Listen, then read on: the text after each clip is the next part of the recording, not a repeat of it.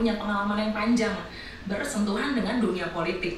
Poinnya adalah politik kekerabatan sebenarnya tidak ada kaitannya dengan kapabilitas atau kemampuan seorang politisi untuk memimpin.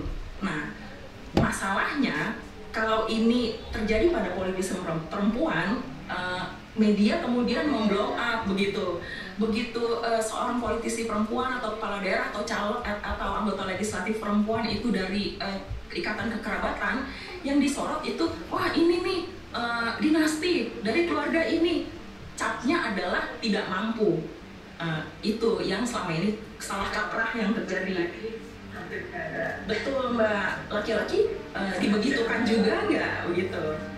Saya nyalon bupati tapi kemudian kalah. Kenapa sih kamu tuh nyalon bupati tapi kemudian kamu harus berkerudung begitu? Ketika bicara bagaimana proses pemilu yang akan dilakukan di Indonesia, pemilu inklusif gitu ya. Jadi ini bukan hanya title dari teman-teman Kode sebagai judul dari kegiatan ini, tetapi justru ini sebetulnya sudah menjadi komitmen negara ketika mau melakukan pemilu itu harus inklusif gitu. Artinya ya nggak ada alasan bahwa 1-2 orang karena satu hal kemudian dia tidak diikutkan, tidak dilibatkan, maka dia tidak inklusif. 2 adalah semua orang tanpa dibedakan atas dasar apapun, dan yang ketiga tidak hanya pada konteks fisik manusianya tetapi pada konteks substansinya. Jadi kalau kita bicara bagaimana pemilu inklusif dan saya tambahkan representative gender, itu ya dalam tahapan semua pemilu dong, dari mulai pra pemilunya, pemilunya dan pasca pemilunya. Intimidasi terhadap relawan, juga intimidasi terhadap panitia ataupun petugas penyelenggara pemilu itu juga terjadi. Diskriminasi yang pertama adalah diskriminasi terhadap perempuan penyelenggara pemilu. Jadi misalkan tidak dilibatkan dalam proses-proses yang strategis ya, jadi lebih kepada teknis. Kemudian diskriminasi terhadap caleg perempuan, dipaksa mendaftarkan diri menjadi caleg untuk memenuhi kuota 30%, tetapi biaya untuk proses semua pencalonan itu dibebankan kepada si calon legislatif itu. Akan tetapi satu, terjadi kemunduran kebijakan afirmasi kuota 30% melalui peraturan PKPU nomor 10 tahun 2023 yang melakukan pembulatan ke bawah. Dampaknya apa? Jadi ini juga yang waktu itu kami dengan teman-teman masyarakat sipil lain melakukan gugatan ke DKPP terkait dengan PKPU nomor 10 tahun 2023 juga ke Mahkamah untuk mengatakan bahwa kalau ini pembulatannya ke bawah, maka kesempatan perempuan untuk menduduki posisi di parlemen itu akan menjadi berkurang. Bagaimana kita akan mencapai 30% kalau pembulatannya diletakkan ke bawah?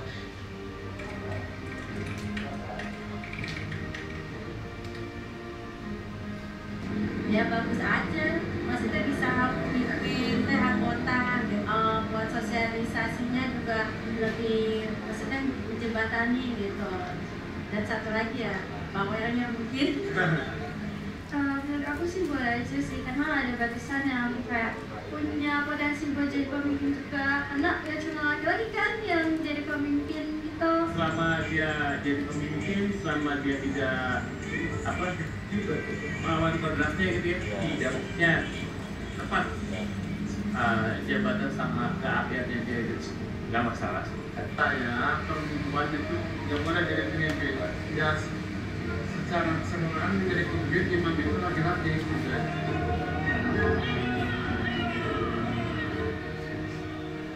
Kalau saya melihat tantangannya untuk refleksi ke pilkada yang ke depan ya Mbak, yang November itu, karena tata aturannya masih sama gitu, berarti untuk dari segi proses kandidasi dan seterusnya masih sama ya seperti kami jelaskan tadi itu. Paling yang menambah kerumitan persoalan dan tantangan juga kan, belum lama misalnya kita berada pada situasi di mana dalam tanda kutip ada sebuah prosedural pemilu lah gitu yang kita khawatirkan ya, ada campur tangan invisible hand gitu kan yang membuat proses demokrasi itu menjadi kelihatannya demokratis tapi sebetulnya kan tidak terlalu demokratis gitu. Yang kedua juga misalnya money politics gitu juga saya kira pasti masih tetap akan berulang terjadi lagi gitu ya. Saya menggarisbawahi peran media ya supaya juga tidak terlalu habiskan energi fokus ke soal peranata pemilu yang memang kita udah uncontrollable, susah ya, udah keputusan MA misalnya, tapi mungkin kita fokus ke soal berapa sih calon perempuan yang dicalonkan gitu, terus profilingnya seperti apa, highlighted bagian-bagian yang lebih substansial, misalnya dia itu punya kontribusi apa selama ini kayak gitu. Saya lihat ada figur-figur yang menarik juga di tingkat-tingkat lokal yang mulai muncul, itu yang berbeda dengan pilkada sebelumnya.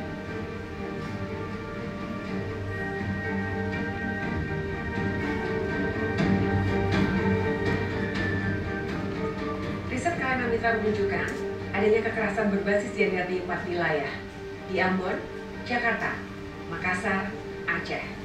Banyak peserta pemilu dan penyelenggara pemilu menjadi korban. Mereka mengalami diskriminasi, intimidasi, narasi seksis, kekerasan di ranah privat, dan pemungutan suara yang tidak inklusif. Sejumlah catatan aktivis perempuan juga menyebutkan, di luar ini semua, ada persoalan kelembagaan dalam pemilu yang tidak direformasi. Juga penyebab lain, kelelahan perempuan dalam melihat kondisi politik saat ini.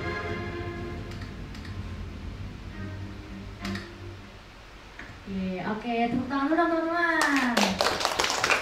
Itu tadi mungkin adalah film dokumenter ya dari Kode.co yang berjudul Perempuan Kandidat gitu. Kalau nanti teman-teman udah pada nonton lah gitu, soal isinya apa aja, membahas apa aja. Mungkin tadi buat teman-teman yang telah hadir, yang khawatir karena di sini kita masih ada sesi diskusi gitu oleh dengan ketiga narasumber kita gitu, yang pastinya nggak akan bikin teman-teman ketinggalan film dokumenter lah gitu. Dan teman-teman tadi ini ada responnya kira-kira setelah nonton filmnya tadi, perasaan teman-teman gimana? Sedih kah, marah kah, miris kah, atau segala macamnya? Sama ada yang jawab sih teman-teman, santai aja dong. Oke, kalau menurut aku tadi sebenarnya sedih banget ya melihat faktanya bahwasannya dari luasnya negara Indonesia ini cuma sebagian kecil aja dari mereka yang memiliki calon pemimpin perempuan gitu, dan juga soal tadi hambatannya soal perempuan itu dipaksa maju sama partai politiknya hanya untuk memenuhi 30%, dan ketika mereka sudah di dalam pemilihan mereka tuh tidak dibantu secara finansial, dan itu benar-benar terjadi di lingkungan rumahku kayak gitu. Jadi waktu itu ada calon pemimpin perempuan terus kayak ditanyain kok nggak tahu kalau kamu tuh maju. Iya, aku nggak dibantu secara finansial karena aku cuma disuruh maju supaya kuota 30% itu terpenuhi kayak gitu. Jadi ya memang kesadarannya bukan untuk menciptakan awareness dan juga memberikan representasi perempuan sebagai pemimpin, tapi hanya untuk memenuhi kuota supaya ya orang-orang dari partai politik itu bisa maju sih. Jadi itu sangat menyedihkan sih sebenarnya. Sedih banget sih Mbak Kinan ya, karena maksudnya hal tersebut juga jujur banget aku dapetin juga gitu di desa tempat nenekku juga sempat tinggal gitu. Dan sebenarnya nggak cuma di 2 tempat tadi, aku yakin di banyak banget daerah, terutama yang udah direportasekan oleh Konde itu juga sudah cukup mewakilkan data-data nasional kita gitu. Nah mungkin langsung aja gitu ya, mungkin biar lebih enak ya para rekan-rekan sekalian buat lihatnya, aku ingin mengundang kepada tiga narasumber kita untuk duduk di depan aja gitu ya, biar lebih kelihatan, mungkin biar lebih enak juga buat teman-teman, dan biar lebih enak dokumentasinya juga ya, karena maksudnya di sini. Gitu. Enggak, pada Sufi, Pak dan juga Mbak.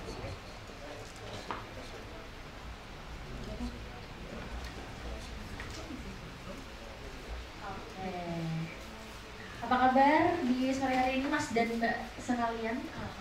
Alhamdulillah. Udah siap ya buat bertukar pikiran dengan rekan-rekan di sini nih, karena ya cukup ramai yang bakal diskusi-diskusi sama kita semua. Mungkin ini sih ya, mungkin sekedar info aja, kita cukup santai diskusinya ya, kurang lebih mungkin ada sekitar 1,5 jam gitu untuk sesi diskusi dan juga tanya jawab dengan teman-teman di sini. Mungkin kalau untuk dibagi rata sekitar 60 menit untuk diskusi, jadi 20 menit per orang, tapi juga fleksibel, sekitar 30 menit per orang untuk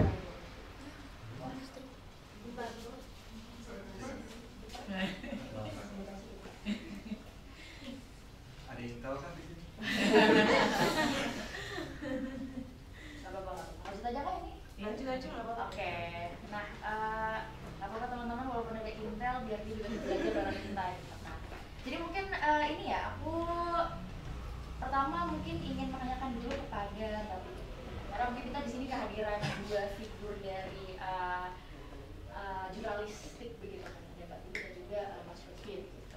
Pertama aku ingin menanyakan dulu kepada Mbak Pipit gitu,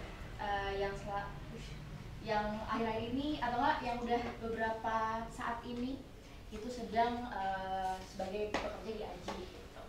Dan sebenarnya ini sih Mbak, sebagai seorang jurnalis perempuan gitu.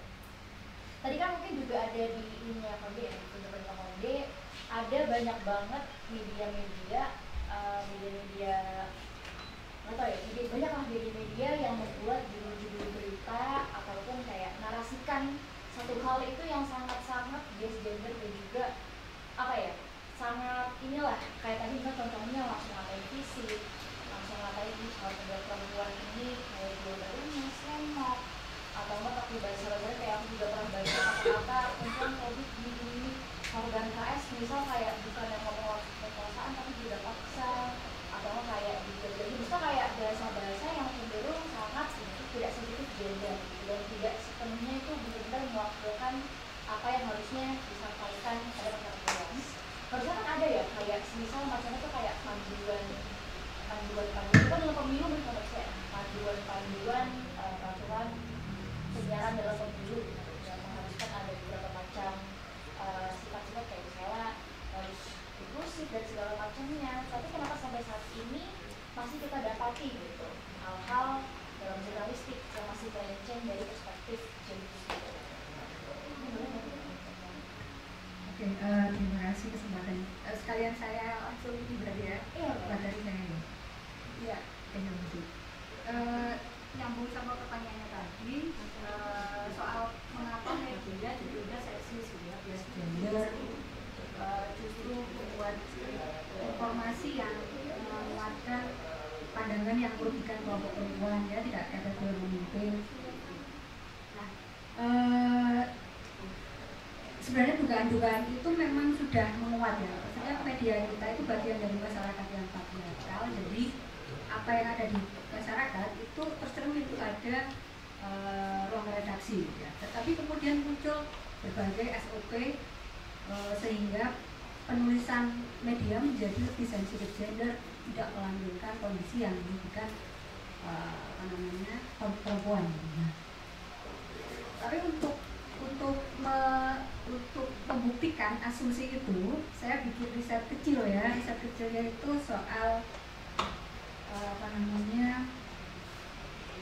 bagaimana pemberitaan media massa selama masa kampanye pilkada. Nah, riset yang saya pilih adalah pemberitaan pilkada Jawa Timur, karena di Jawa Timur itu kita tahu 3 kandidatnya calon gubernurnya semuanya perempuan ya. Ada siapa?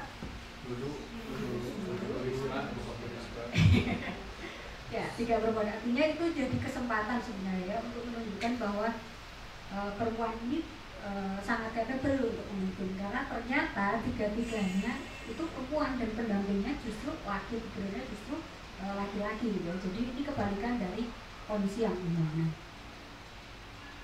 Berangkat dari situ saya ingin memotret bagaimana sih pemberitaan media massa, media digital ya di era Google Search ya, Mas ya.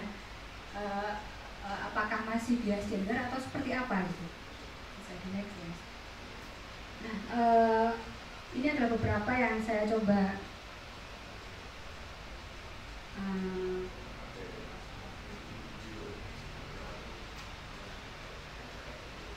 rangkum dari riset saya.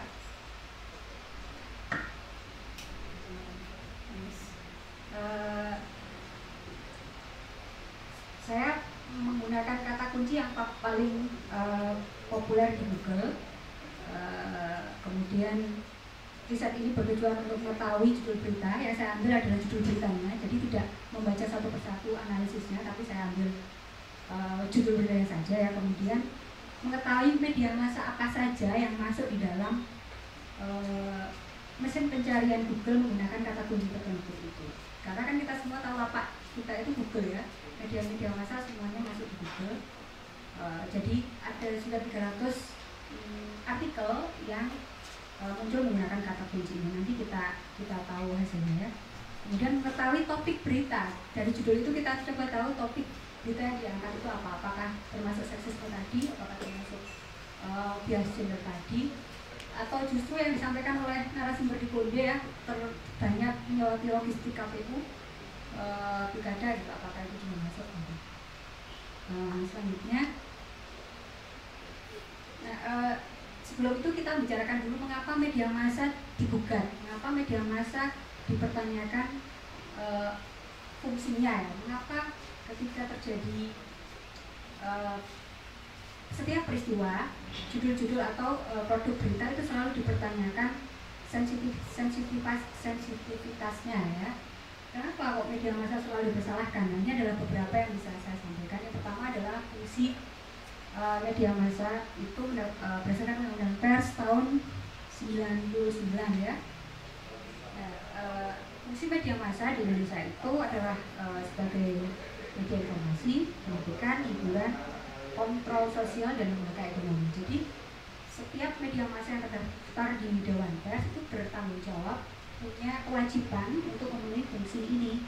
Informasi ini termasuk informasi tentang kesetaraan gender, informasi tentang hak-hak kelompok marginal, itu termasuk informasi yang harus disampaikan oleh media ya. Nah, yang kedua ini adalah filosofi bagaimana kita melihat media massa bisa dijadikan sebagai aktor dalam kondisi politik di Indonesia ya. Artinya kalau kita melihat bahwa power atau kuasa itu dalam bentuk pengetahuan, kalau kuasa atau power itu biasanya ada dalam bentuk material ya, misalnya senjata, nuklir gitu ya. Nah, kalau katanya Foucault ini power itu dalam bentuk pengetahuan ya, namanya productive power, bagaimana pengetahuan itu diproduksi ya, didistribusikan, kemudian menjadi menetap, dialami, dan kemudian bertransformasi. Dalam konteks productive power ini media massa sangat tepat kalau dia menjadi aktor ya. Kita bisa merefleksikannya juga menggunakannya dalam media sosial, tapi kita ngomong soal media massa karena media massa ini memproduksi berita setiap hari ya. Di tempat saya bekerja saja rata-rata sehari itu minimal 60 sampai 80 artikel, itu semua berisi tentang informasi ya. Ada sekitar 3.000 lebih yang terdaftar di Dewan Pers, media digital yang terdaftar. Jadi meskipun kalau pembacanya nggak baca media massa ya, tapi kita ngomong soal sumber yang terpercaya itu masih rujukannya media massa. Jadi kalau teman-teman lihat di TikTok pasti ngeceknya ke media massa gitu ya. Nah, itu karena itu sebabnya bahwa media massa ini kemudian digugat karena dia menjadi aktor yang mampu memproduksi pengetahuan sekaligus mendistribusikannya. Nah, selanjutnya ini metode yang saya pakai ya. Caranya seperti apa? Saya coba masukkan kata kunci ini ada 1, 2, 3, 4 kata kunci ya. Saya coba masukkan di Google Search, Google Trend, kemudian saya custom range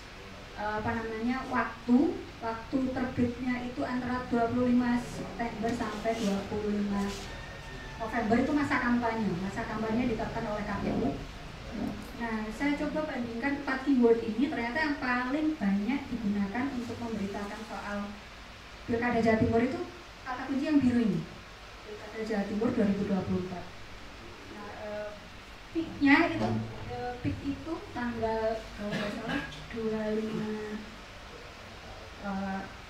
ini September ya, ini masuk di sini kalau nggak salah antara Oktober sampai November. Jadi ini dia paling banyak dipakai. Keyword ini menunjukkan bahwa pembaca paling banyak mencari berita tentang Pilkada Jawa Timur menggunakan kata kunci ini. Nah, keyword ini juga yang paling banyak dipakai oleh berita-berita yang kemudian populer. Jadi yang saya pakai adalah mencari artikelnya adalah kata kuncinya Pilkada Jawa Timur 2024. Nah, kemudian selanjutnya, nah ini adalah itu kolomnya ya, yang di atas itu kolom Pilkada Jawa Timur 2024. Kemudian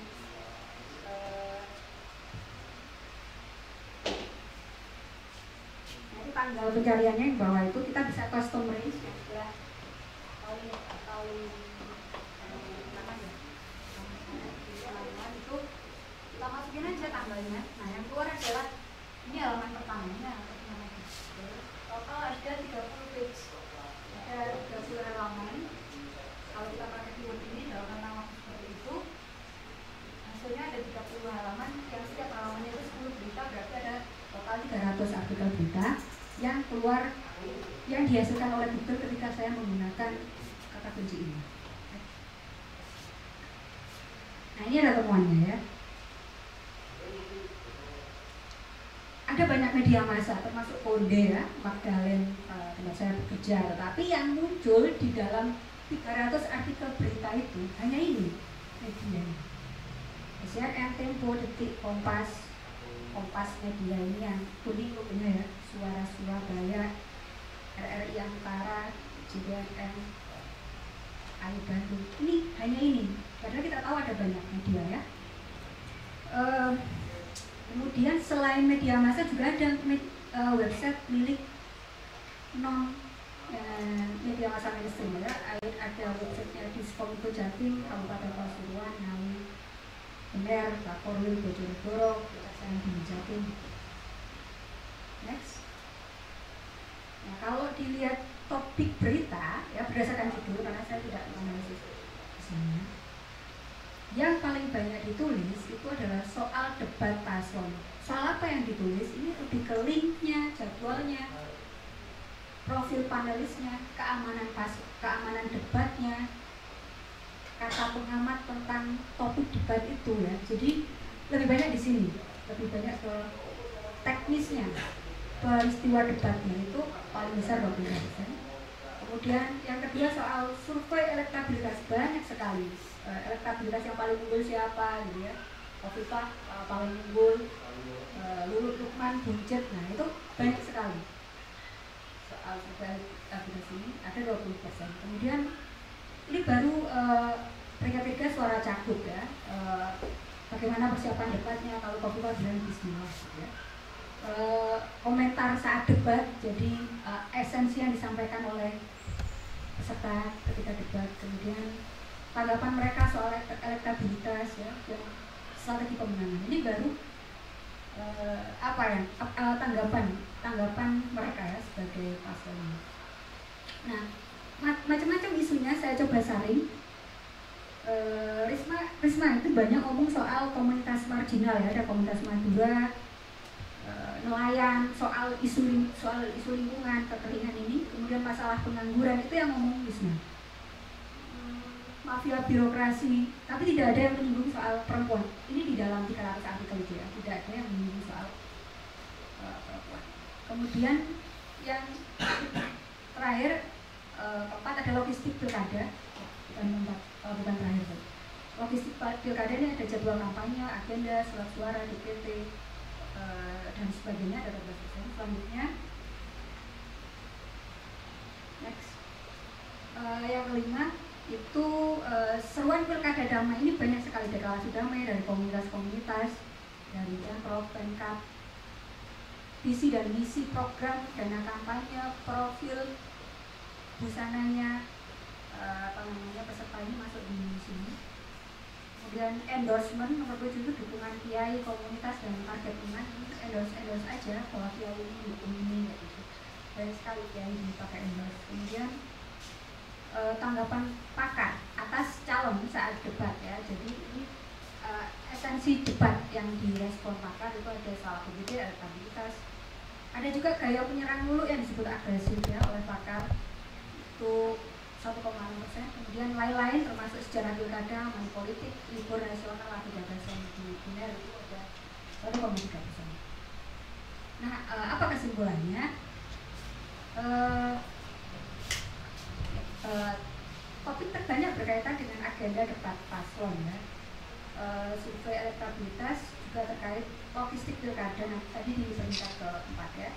Jadi mengapa ini terbanyak? Mengapa agenda-agenda debat? Mengapa survei elektabilitas? Mengapa logistik pilkada itu banyak? Karena bertumpu pada peristiwa. Media massa itu suka nulis tentang apa yang terjadi sekarang, dan membaca itu cenderung tinggi kalau kita nulis soal peristiwa ya, bukan tulisan panjang feature yang mungkin digarap dengan rencana detail narasumber yang harus dikejar dengan bikin janji seperti yang ditulis di Konde ya, tetapi lebih kepada peristiwa yang terjadi saat ini. Itu yang paling banyak ditulis dan paling banyak dibaca oleh pembaca.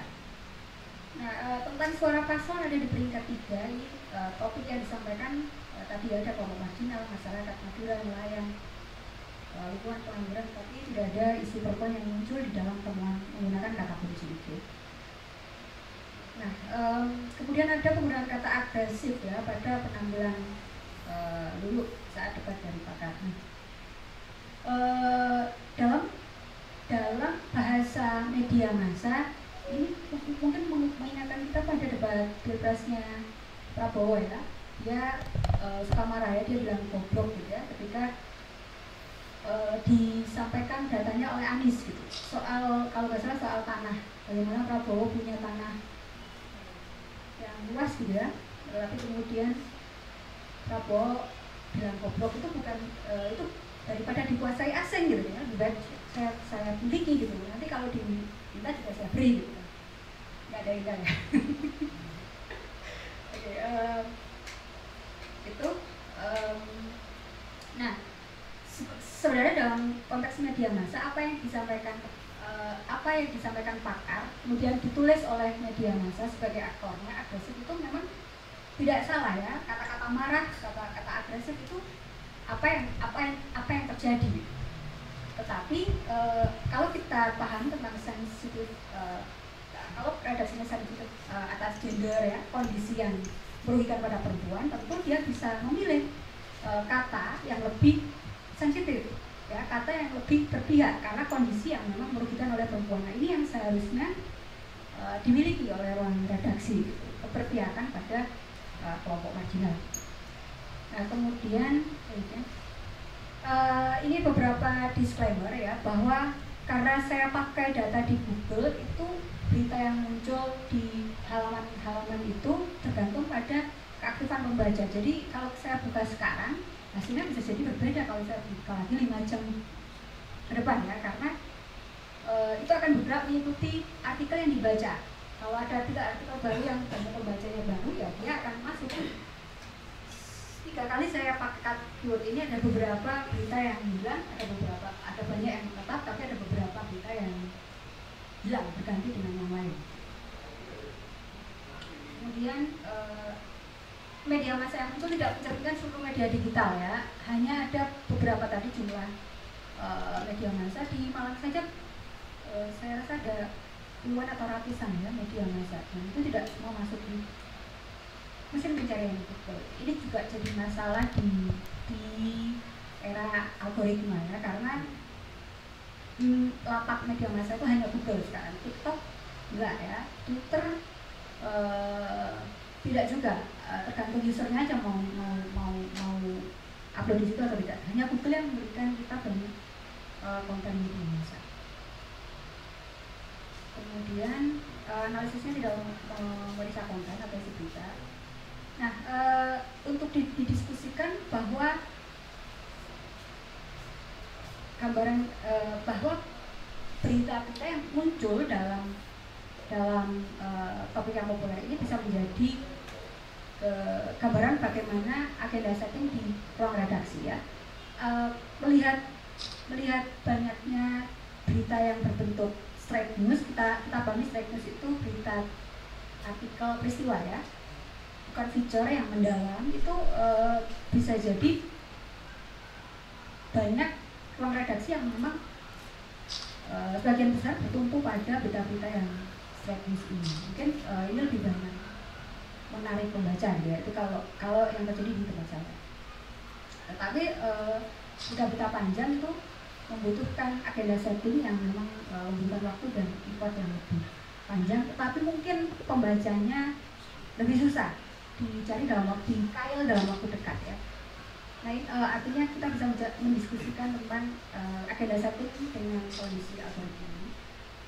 Nah, bahwa peran pembaca dalam menentukan agenda satu itu juga sangat peran pembaca juga berpengaruh dalam menentukan agenda satu redaksi, karena kebiasaan pembaca memilih berita mana yang trending itu akan diikuti oleh media massa ya, karena kita bisa menulis berbagai macam isu tapi kalau pembacanya 1, 2, 3 itu juga sedih ya.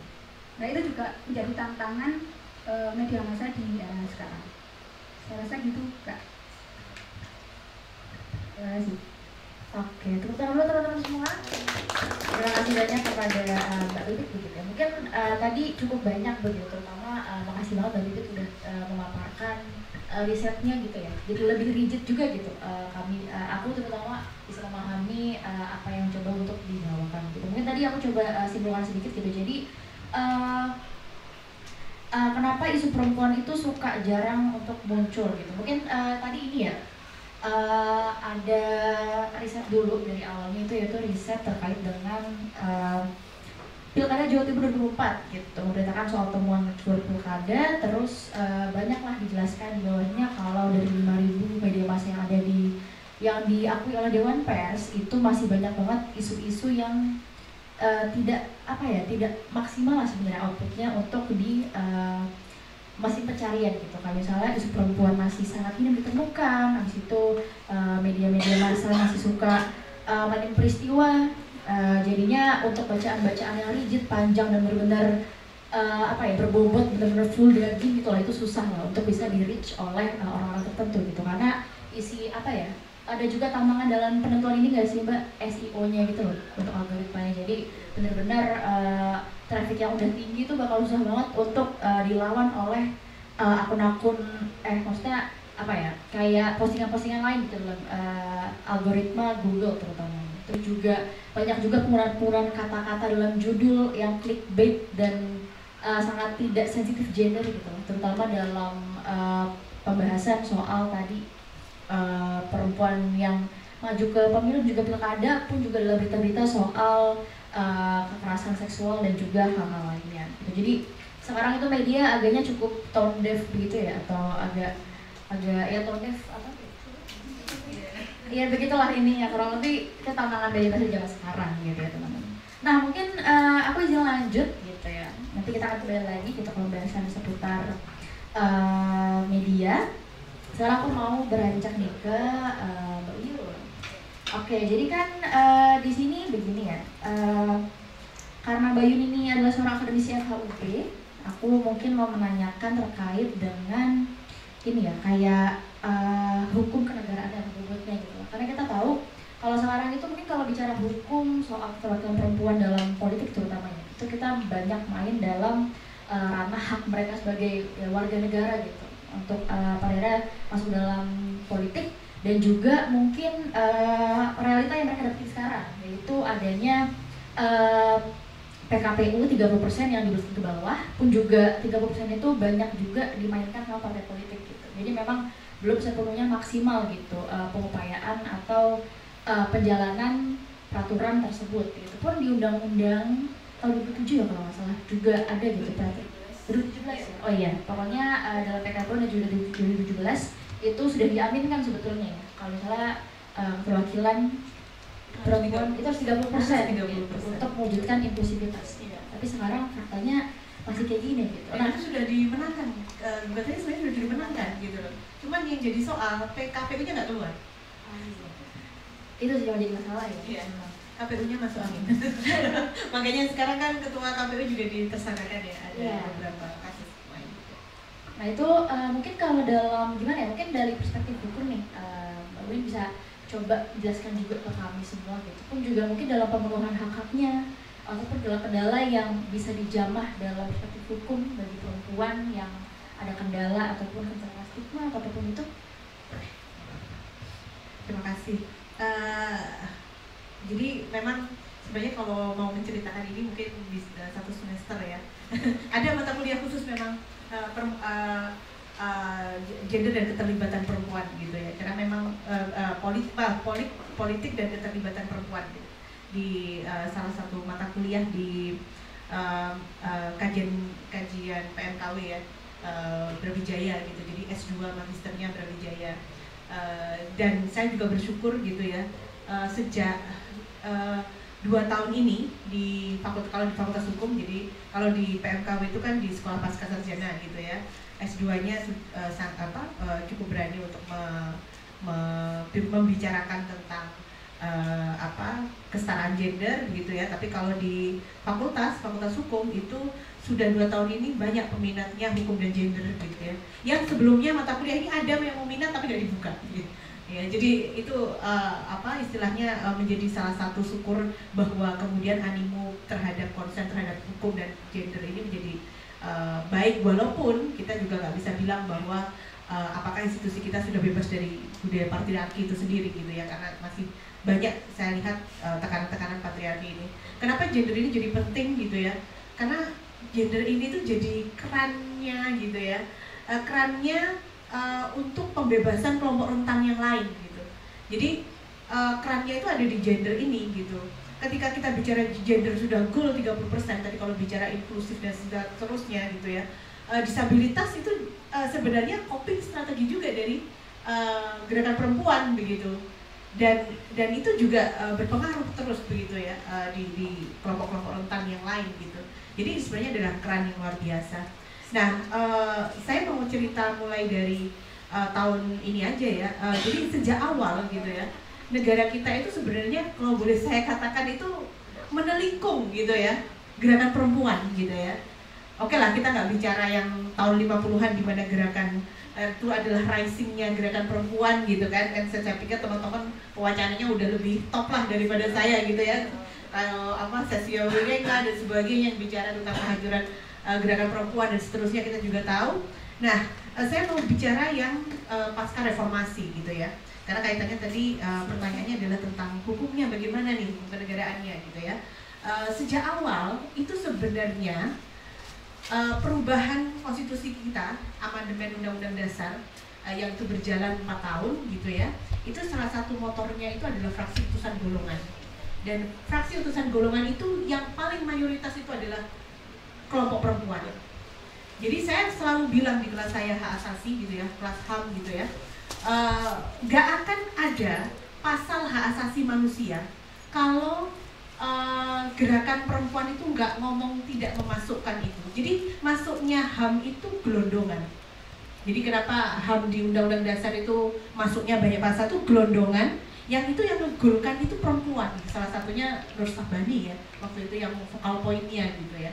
Saya ingat salah satu dosen juga gitu ya, senior di UNEM gitu ya, Philippus M. Hajun sampai bilang bahwa kenapa sih karakter hukum kita tuh Mas Kristen gitu ya, sangat cowok sekali gitu, sehingga kemudian seringkali itu mestinya harus dimasukkan di dalam Undang-Undang Dasar. Tapi lagi-lagi di amandemen itu ada kekhawatiran seolah-olah bahwa ketika kata perempuan itu masuk, itu nanti akan menjadikan dominannya perempuan dibandingkan dengan laki-laki. Jadi itu waktu itu fraksi Golkar kalau nggak salah ya, dalam amandemen itu menolak gitu ya, menolak itu muncul ada kekhawatiran bahwa nanti konstitusi ini kan berlakunya lama gitu. Kalau nama perempuan muncul nanti tidak akan kalau perempuan muncul itu jadi nanti perempuan yang diunggulkan, yang lain tidak diunggulkan gitu. Dan dia tidak belajar dari starting point bahwa perempuan mengalami proses diskriminasi gitu kan di masa lalunya. Jadi standarnya saya sudah berbeda gitu. Itu yang kemudian akhirnya goalnya ya munculnya pasal 28H ayat 2 Undang-Undang Dasar gitu ya, hak untuk mendapatkan perlakuan khusus dan kemudahan. Itu yang kemudian menjadi titik tekan dari kuota 30% sebenarnya. Jadi kuota 30% itu munculnya memang dari pasal 28H ayat 2 junto pasal 28D tentang equality itu sendiri. Nah, ketika berbicara di konstitusinya itu seperti itu gitu ya, kemudian kan mulai muncul ini ya, seperti penghilangan gitu ya, bahwa kemudian sebenarnya waktu itu dibicarakan adalah tentang bagaimana kemudian mengarus utamakan perempuan gitu. Jadi bahasanya Gus Dur itu bagus banget Impres tahun 2001 dan sampai sekarang itu masih dipakai di daerah-daerah begitu ya. Jadi yang dipakai itu adalah pengarus utamaan gender, karena kata kesetaraan gender memang sangat sulit sekali digunakan di dalam konteks peraturan perundang-undangan gitu ya, karena bla bla bla dan seterusnya. Tapi dari proses pemerintahan daerah itu pengaruh utamaan gender itu yang kemudian digunakan, dan proses itulah yang kemudian tidak muncul ya di dalam proses. Jadi itu prosesnya seperti itu, dan kemudian berlanjut di 30% itu justru utamanya muncul di tahun 2014 gitu ya. Dari 2014 itu ada tuntutan untuk memasukkan kuota 30%, dan itu terrealisasi gitu ya dengan penerapan yang ketat. 30% mulai dari bawah begitu ya, partai politik, perwakilan partai politik di bawah sampai di atas, dan itu ketat terus mulai dari itu kemudian mau merambah ke eksekutif. Tapi justru titik baliknya itu ada di 2023 gitu ya, dimana tadi juga sudah disebutkan di PKPU 10 2023 gitu ya, bahwa ternyata di PKPU 10 tahun 2023 ini penggenapannya itu ke bawah. Dan di catatannya Perludem, Mbak Titi Anggraini, itu ada 14.000 caleg yang akhirnya tidak bisa masuk ke kontestasi pemilu gitu ya, karena 30% ini. Beruntung misalnya di Malang gitu ya, ketua DPRD kita itu juga perempuan. Jadi ketua DPRD Kota Malang itu perempuan gitu ya, dan bercerita sempat satu forum, dan dia juga mahasiswa UB juga gitu ya. Makanya bisa ngobrol banyak gitu ya, bahwa dia menyatakan saya terbantu dengan kuota 30%. Jadi kalau nggak ada 30% itu nggak mungkin. Dan carinya 30% itu adalah penggenapan. Jadi boro-boro kita bisa mendaftar gitu ya. Misalnya saya perempuan, saya pengen daftar nih gitu ya. Itu sudah di-screening dengan birokrasi yang bener banget tuh di film ini tadi gitu ya. Jadi saya melegitimasi bahwa iya bener banget, banyak yang cerita sama saya situasinya seperti itu gitu ya. Makanya dan dia tuh di-recall karena dia ada di nasional, dan ada keluarga yang menginformasikan pada dia, dan dia menggenapkan itu gitu ya. Tapi proses kontestasinya itu juga lebih rumit karena serangan-serangan personal itu muncul memang kalau untuk perempuan gitu ya. Jadi serangan apakah kemudian dia bisa mendidik anaknya baik apa enggak gitu ya. Yang itu nggak pernah ditanyakan apakah seorang laki-laki itu juga mendidik anaknya dengan baik atau tidak gitu ya. Kemudian juga ditanyakan apakah dia janda atau bukan gitu kan. Tadi juga iya benar sekali gitu ya. Dia janda atau tidak gitu, atau yang hal-hal yang sensitif, misalnya dia datang ke pub karaoke atau tidak gitu. Jadi hal-hal yang atau dia minum minuman keras atau tidak gitu ya, atau dia merokok atau tidak gitu ya, sampai dia merokok atau tidak gitu. Tapi laki-laki nggak pernah dipermasalahkan ketika dia merokok atau tidak gitu. Saya sering marah-marah nih soal ini. Kalau mau dipermasalahkan merokok, permasalahkan semua orang, jangan perempuan saja gitu ya. Karena konteks perempuan yang merokok itu seolah-olah terstigmatisasi bahwa dia adalah perempuan nakal. Tapi laki-laki yang merokok itu keren. Ini nggak fair gitu ya, nggak fair. Jadi mestinya harus ditempatkan sama. Kalau nggak boleh merokok, nggak boleh merokok semua. Ya, kalau boleh merokok semua gitu ya. Jangan yang satu kemudian dikasih privilege, yang lain nggak gitu ya. Dan lagi-lagi itu menguntungkan laki-laki dibandingkan dengan perempuan gitu kan.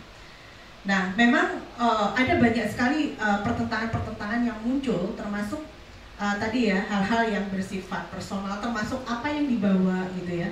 Dan misalnya apa yang digunakan oleh si perempuan, sedangkan perempuan itu kan mereka seringkali mereka tidak menguasai ekonomi sendiri begitu ya. Nah, itu juga menjadi satu permasalahan gitu. Ketika kemudian istilahnya dia tidak tampil secara perlente gitu ya, itu dianggap dia nggak punya harga gitu. Itu juga muncul gitu ya, sehingga ada kawan juga yang caleg dan alhamdulillah gol gitu ya di Lamongan gitu ya, dan dia bercerita banyak juga begitu ya, bagaimana kemudian sponsor, dia mendapatkan sponsor seperti apa begitu ya, bagaimana dia harus merubah citra dirinya, bagaimana dia sampai dia itu berhijab dan dia harus melepas hijabnya karena dia dipertanyakan tuh hijabnya. Kamu di dalam kalau kamu pakai jilbab itu sebenarnya kamu sembunyiin apa sih gitu, kayak gitu loh. Itu muncul lagi gitu kan. Jadi kalau yang di film tadi itu justru istilahnya beneran punya rambut nggak sih? Jadi kayak hal-hal yang sebenarnya itu nonsense, nggak nggak ada kaitannya gitu ya. Tapi itu muncul di dalam masyarakat kita hanya karena dia perempuan.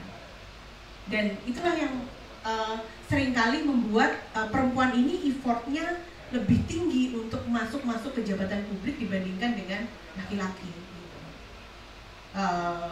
Dan ketika mereka goal gitu ya di ruang publik pun seringkali kemudian peran-peran mereka juga domestifikasi. Misalnya seringkali mereka tidak memegang peran-peran yang pemegang keputusan begitu ya. Ya kita tahu Komisi 8 kita juga nggak ada perempuannya gitu. Terus mau feel perempuan gimana? Loh kan laki-laki ada gerakan laki-laki baru misalnya ya. Oke, ada gerakan laki-laki baru gitu kan. Tapi gerakan laki-laki baru itu kan tidak berarti kemudian harus mewakili kepentingan keseluruhan dari perempuan. Tetap yang bicara perempuan, yang paling berhak nomor satu adalah perempuan. Jadi walaupun gerakan laki-laki baru itu sangat luar biasa menurut saya gitu ya, tapi yang harus bicara soal perempuan tetap harus perempuan dulu yang pertama, harus diutamakan gitu ya. Jadi kritik utama juga terkait dengan hal itu. Seringkali kemudian masuknya ke birokrasi, misalnya pas perempuan masuk ke ini ya bagian anggaran gitu ya.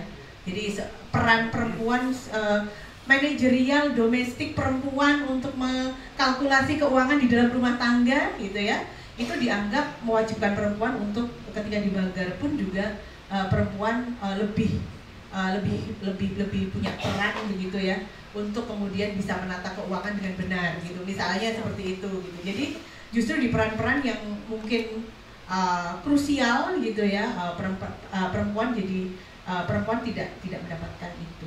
Tapi beberapa kali misalnya bertemu dengan para caleg-caleg perempuan, termasuk kemarin kebetulan di RDPU ini saya melihat perempuan-perempuannya memang berbeda ya.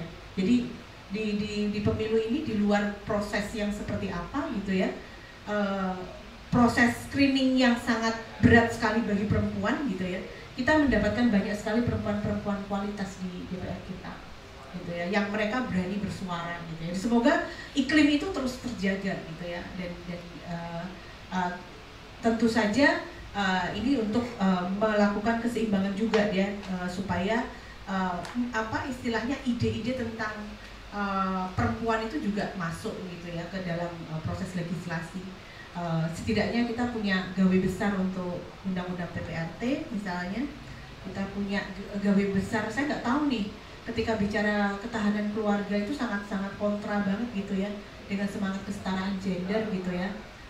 Dan ini virusnya justru muncul ini ya, ada kementerian yang mengatur soal itu gitu ya, dan itu justru nanti akan berpotensi mendomestifikasikan perempuan lagi gitu. Makanya ada artikel saya juga gitu ya yang pernah saya tulis sama Mbak Kanti waktu itu, Pertiwi sama Mbak Hani,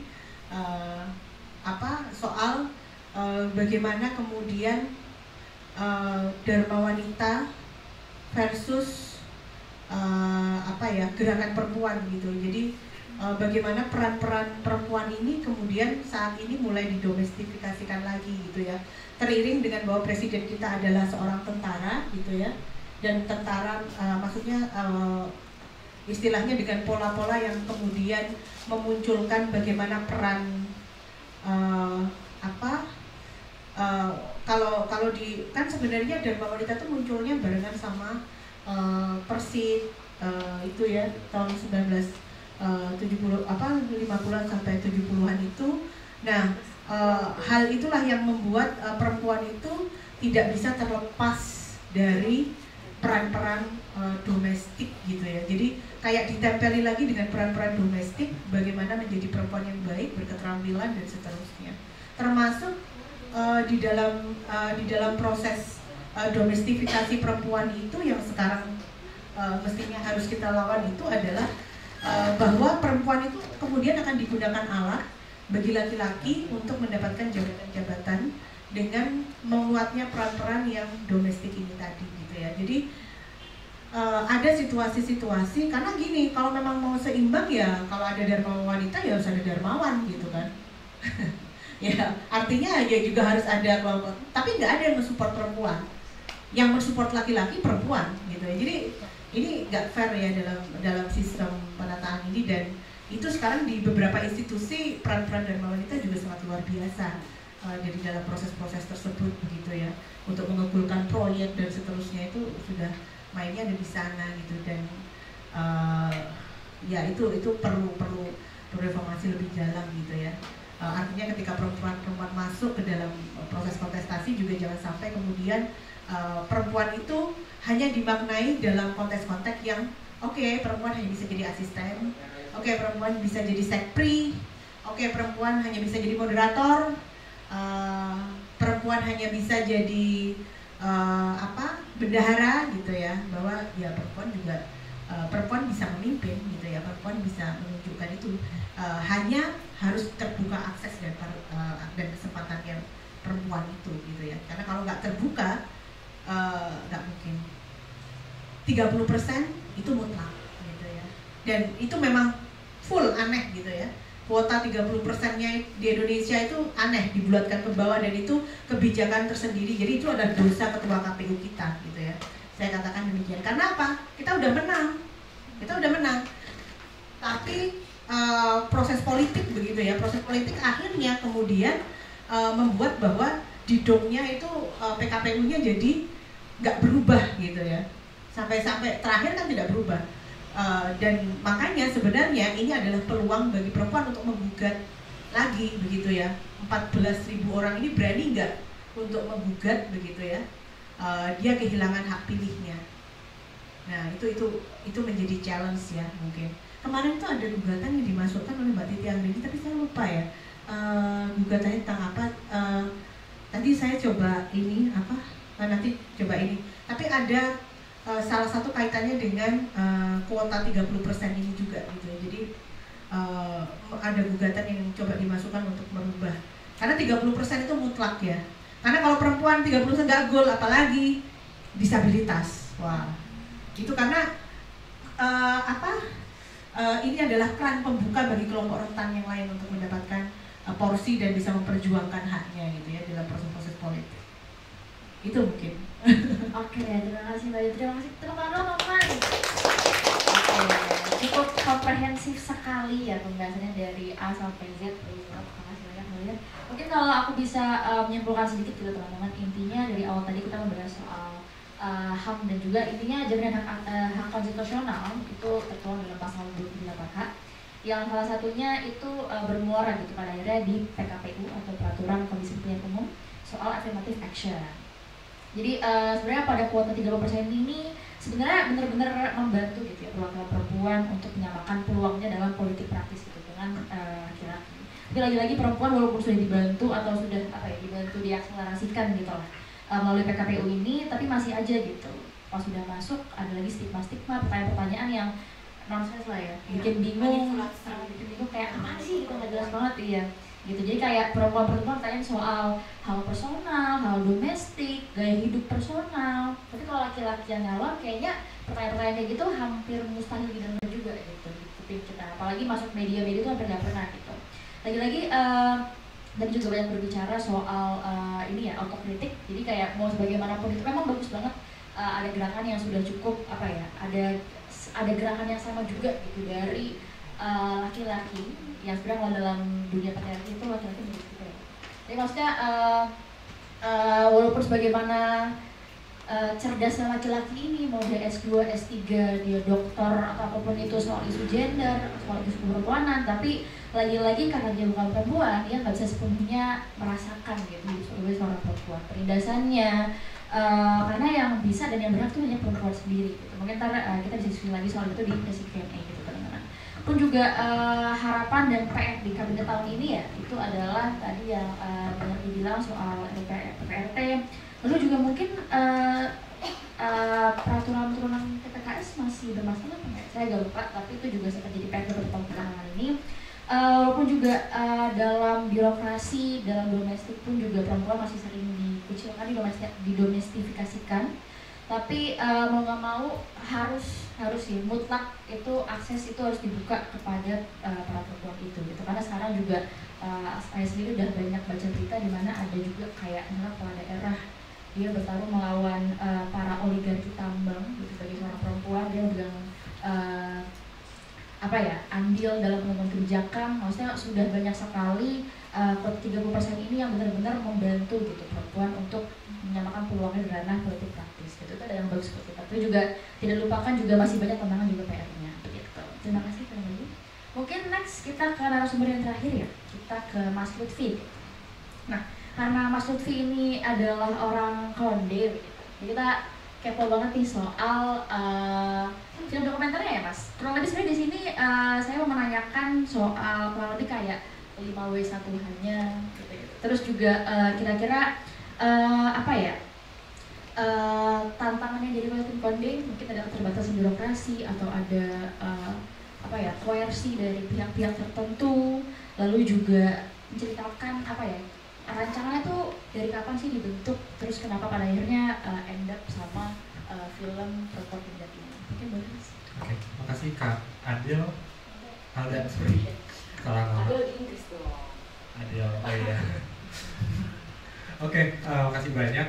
Sebelumnya perkenalkan teman-teman, aku Lutfi dari Konde.co. Mungkin ada yang belum tahu Konde di sini karena media kecil alternatif di Jakarta gitu.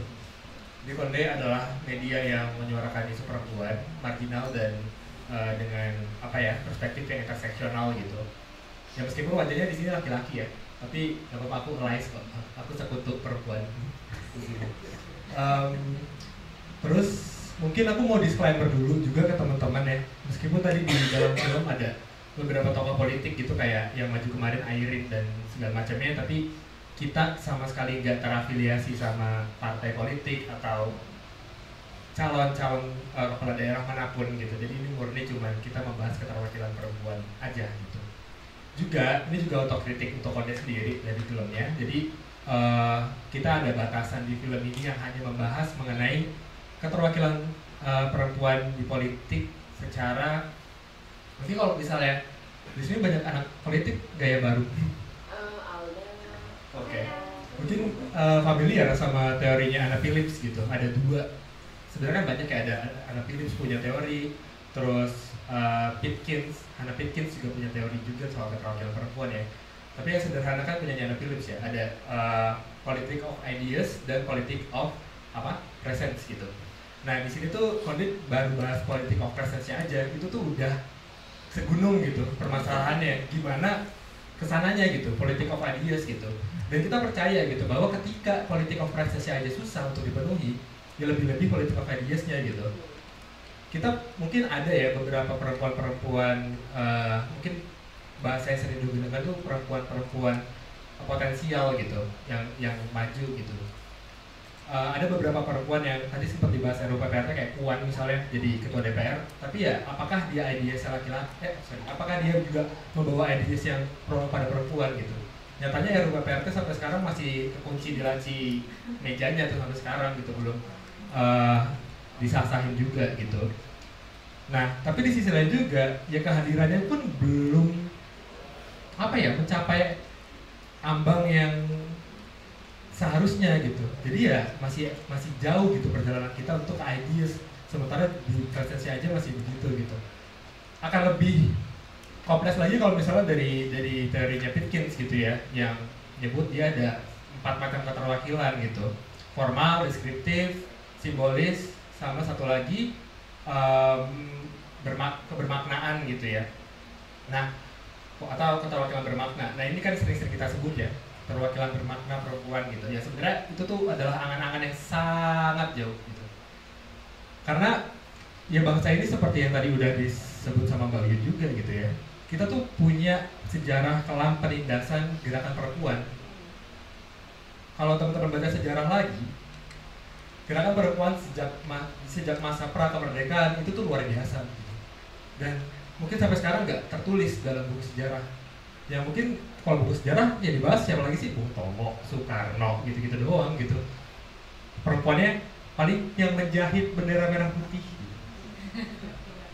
Ya gitu aja gitu. Gak ada pembahasan mengenai Gerwani. Gerwani justru sampai hari ini propagandanya masih digalakan gitu. Itu propaganda yang sebenarnya lebih dari fitnah. Itu pembunuhan karakter menurut saya, bukan hanya fitnah gitu. Itu pembunuhan gerakan perempuan gitu, dimana Gerwani digambarkan sebagai perempuan yang menari-nari, menggoda, menari dengan telanjang ketika jenderal-jenderal itu dibunuh segala macam gitu, dan digambarkan sebagai perempuan yang ya pelacur lah, ya perempuan nakal dan segala macamnya. Yang padahal kalau kita track ke belakang dan gerakan-gerakan Gerwani pada saat itu ya nggak seperti itu gitu. Gerwani dekat dengan petani, dekat dengan buruh. Jadi ya itu propaganda yang dilakukan sampai hari ini. Nah, terus aku terpantik juga dari komentar Mbak Wiyun gitu soal gerakan perempuan tadi. Tanggal 22 Desember hari apa teman-teman? Semuanya jawab hari ibu ya. Nah, sebenarnya bukan hari ibu gitu, sebenarnya hari gerakan perempuan. Karena pada saat itu di tahun 1928 ada Kongres Perempuan Indonesia pertama di tanggal 22 Desember 1928. Apa 26 ya? Nanti mungkin bisa di cross check berkali hoax. Nah, di situ kemudian pada saat eranya Soeharto diubah jadi hari ibu. Kenapa hari ibu? Tadi balik ke masalah dharma wanita, PKK dan segala macamnya. Gerakan perempuan itu direduksi menjadi ideologi yang disebut dengan ibuisme negara gitu. Jadi semua perempuan tuh dianggap sebagai ibu dalam tanda kutip. Jadi ya perempuan yang baik adalah ibu yang baik adalah ibu yang mengerjakan dapur sumur kasur. Bukan ibu yang berjuang, ibu yang punya gerakan dan segala macamnya gitu. Dan ini juga erat kaitannya dengan propaganda yang dituduhkan kepada Gerwani juga pada saat itu gitu. Sampai hari ini bahkan ya, nanti mungkin tanggal 22 Desember akan banyak pejabat ngomong selamat hari ibu, kasihilah ibu karena bla bla bla. Kasihilah ibunya juga karena telah melahirkan, karena telah ya semuanya dengan urusan domestik dan berkaitan reproduksi, berkaitan dengan dalam tanda kutip bahasa yang sering digunakan tuh kodrat, kan juga ada di filmnya ya. Selama tidak menyalahi kodrat nggak apa-apa, selama tidak menyalahi kodrat. Emang apa kodrat perempuan gitu. Nah di situ kita bisa lihat bahwa emang masalah perempuan di Indonesia gak cuma di politik praktisnya aja, tapi secara menyeluruh itu sistemik gitu. Bahkan dari negaranya sendiri yang masih punya persepsi seperti itu sampai hari ini. Terlihat juga dari yang tadi udah disebutin juga soal PKPU ya, tapi ya apa yang mau diharapin dari ketua KPU yang juga pelaku kekerasan seksual gitu, dan juga apa yang mau diharapin dari sistem ketatanegaraan yang kayak gini juga gitu. Terus aku beralih ke pemaparannya Mbak Pipit tadi juga menarik karena saya juga pernah riset itu. Saya pernah jadi peneliti cabutan di Remo TV, meneliti soal ini juga. Tapi pas Pilpres tahun ini ya, masih tahun ini, Pilpres di awal tahun kemarin, ceritanya mirip tapi mungkin lebih kompleks gitu ya. Jadi tadi disebutkan bahwa ada banyak pemberitaan. Tadi yang paling teratas itu soal apa? Soal menang dan kalah. Soal Bu Lulu yakin menang, Bu Risma yakin menang dan segala macamnya. Pada capek gak sih lihat berita kayak gitu yang cuma menang kalah doang gitu? Pada capek gak sih sama pemberitaan politik yang cuma ya udah menang-menangan terus kayak si ini pakai hijab enggak, si itu pakai ngerokok enggak tadi dan segala macamnya gitu. Dan di survei yang waktu itu kami teliti di Remo TV, ini bukan bokon ya, bukan Remo TV. Itu kita mau bagi jadi dua, yaitu game frame. Game frame itu kalau misalnya teman-teman bisa cari house race journalism, bahasa yang lebih umumnya, atau jurnalisme pacuan kuda. Itu dimana pemberitaan tuh berfokus sama yang menang-menangan doang, seolah-olah politik tuh kayak main bola gitu. Yang possession ball-nya menang siapa gitu, yang angkanya menang siapa gitu. Yang kedua itu soal personalisasi dari si calon-calon ini, atau yang kita sebut sebagai politainment pada saat itu. Jadi politik dibalut dengan entertainment, kayak kemarin tuh waktu Pilpres yang kayak banyak kan media malah ngabarinnya gini-gini gitu. Terus tadi juga disebutin bahwa yang pilkada di debat itu substansinya malah dikit ya Mbak. Yang bahas substansinya dikit, lebih banyak apa tadi Mbak? Iya, lebih banyak kayak proses, terus prosedural, teknikal yang sebenarnya apa kita perlu tahu soal itu gitu. Jadi ya seolah-olah 3 perempuan yang ada di sini yang seharusnya presensinya udah bagus nih, sebuah anomali yang terjadi di Indonesia gitu, bahwa ada 3 calon perempuan di pilkada tahun 2024, tapi sayangnya idenya tuh nggak dibawa gitu di dalam media kita gitu. Nggak ada pengkritisan bagaimana perempuan-perempuan ini membawa ide perempuan juga gitu.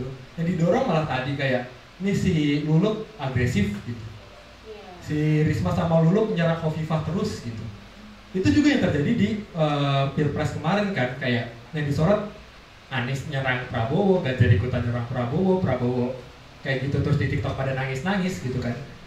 Udah gitu, gak ada isinya gitu. Apalagi isu perempuan yang bener-bener seksionalnya udah kayak pinggir lagi banget gitu, isu perempuan tuh. Jadi kayak sangat tidak neraka gitu. Iya, udah neraka bener. Iya gitu, jadi ya kita bisa melihat bahwa di media kita juga masih kayak gitu. Nah, kita juga pernah audiensi ya waktu itu, dari Remo TV pernah audiensi ke beberapa media gitu, nanyain, kita punya data ini, kenapa kalian beritanya kayak gini sih gitu, bahasa kasarnya ya. Mereka bilang, kita tetap ngeberitain berita-berita yang bagus kok gitu, tentang substansi ada, cuman ya untuk tadi ya, untuk mendulang klik ya pembaca senangnya kayak gitu. Tapi ya argumen itu sebenarnya kita nggak bisa terima ya, karena jadi kebayangnya gini ya, kita ke sebuah restoran makan, bayangkan kita ada di sebuah restoran makan, ini udah kayak arisan ya, bentar ya. Di tengah kita ada tumpeng gitu besar, terus tumpengnya terdiri dari makanan-makanan junk food, lemak, kolesterol dan segala macamnya, dan ada juga di tengah sedikit gitu makanan yang bergizi gitu. Ya makanan bergizi itu tertutup gitu sama makanan-makanan kolesterol, lemak tadi. Jadi yang kita makan itu ya kolesterol, lemak jahat dan segala macamnya gitu. Sementara yang sehat-sehatnya tuh ke pinggir gitu, atau nggak berdampak signifikan gitu ke tubuh kita. Nah sama kayak kita baca informasi juga kayak gitu. Ketika banyaknya junk food yang kita makan gitu, banyak hal-hal buruk yang kita makan, pemberitaan buruk yang kita baca. Jadi kita juga jadi sakit gitu, jadi males. Aku mau tanya, di sini siapa yang nyoblos kemarin? 1, 2, 3, 4. Apa pilgub, pilpres? Ya, pilkada yang baru. 1, 2, 3, 4. Oh nggak nyampe setengah kan? Bahkan. Yang nggak nyoblos alasannya kenapa? Pulang kampung males.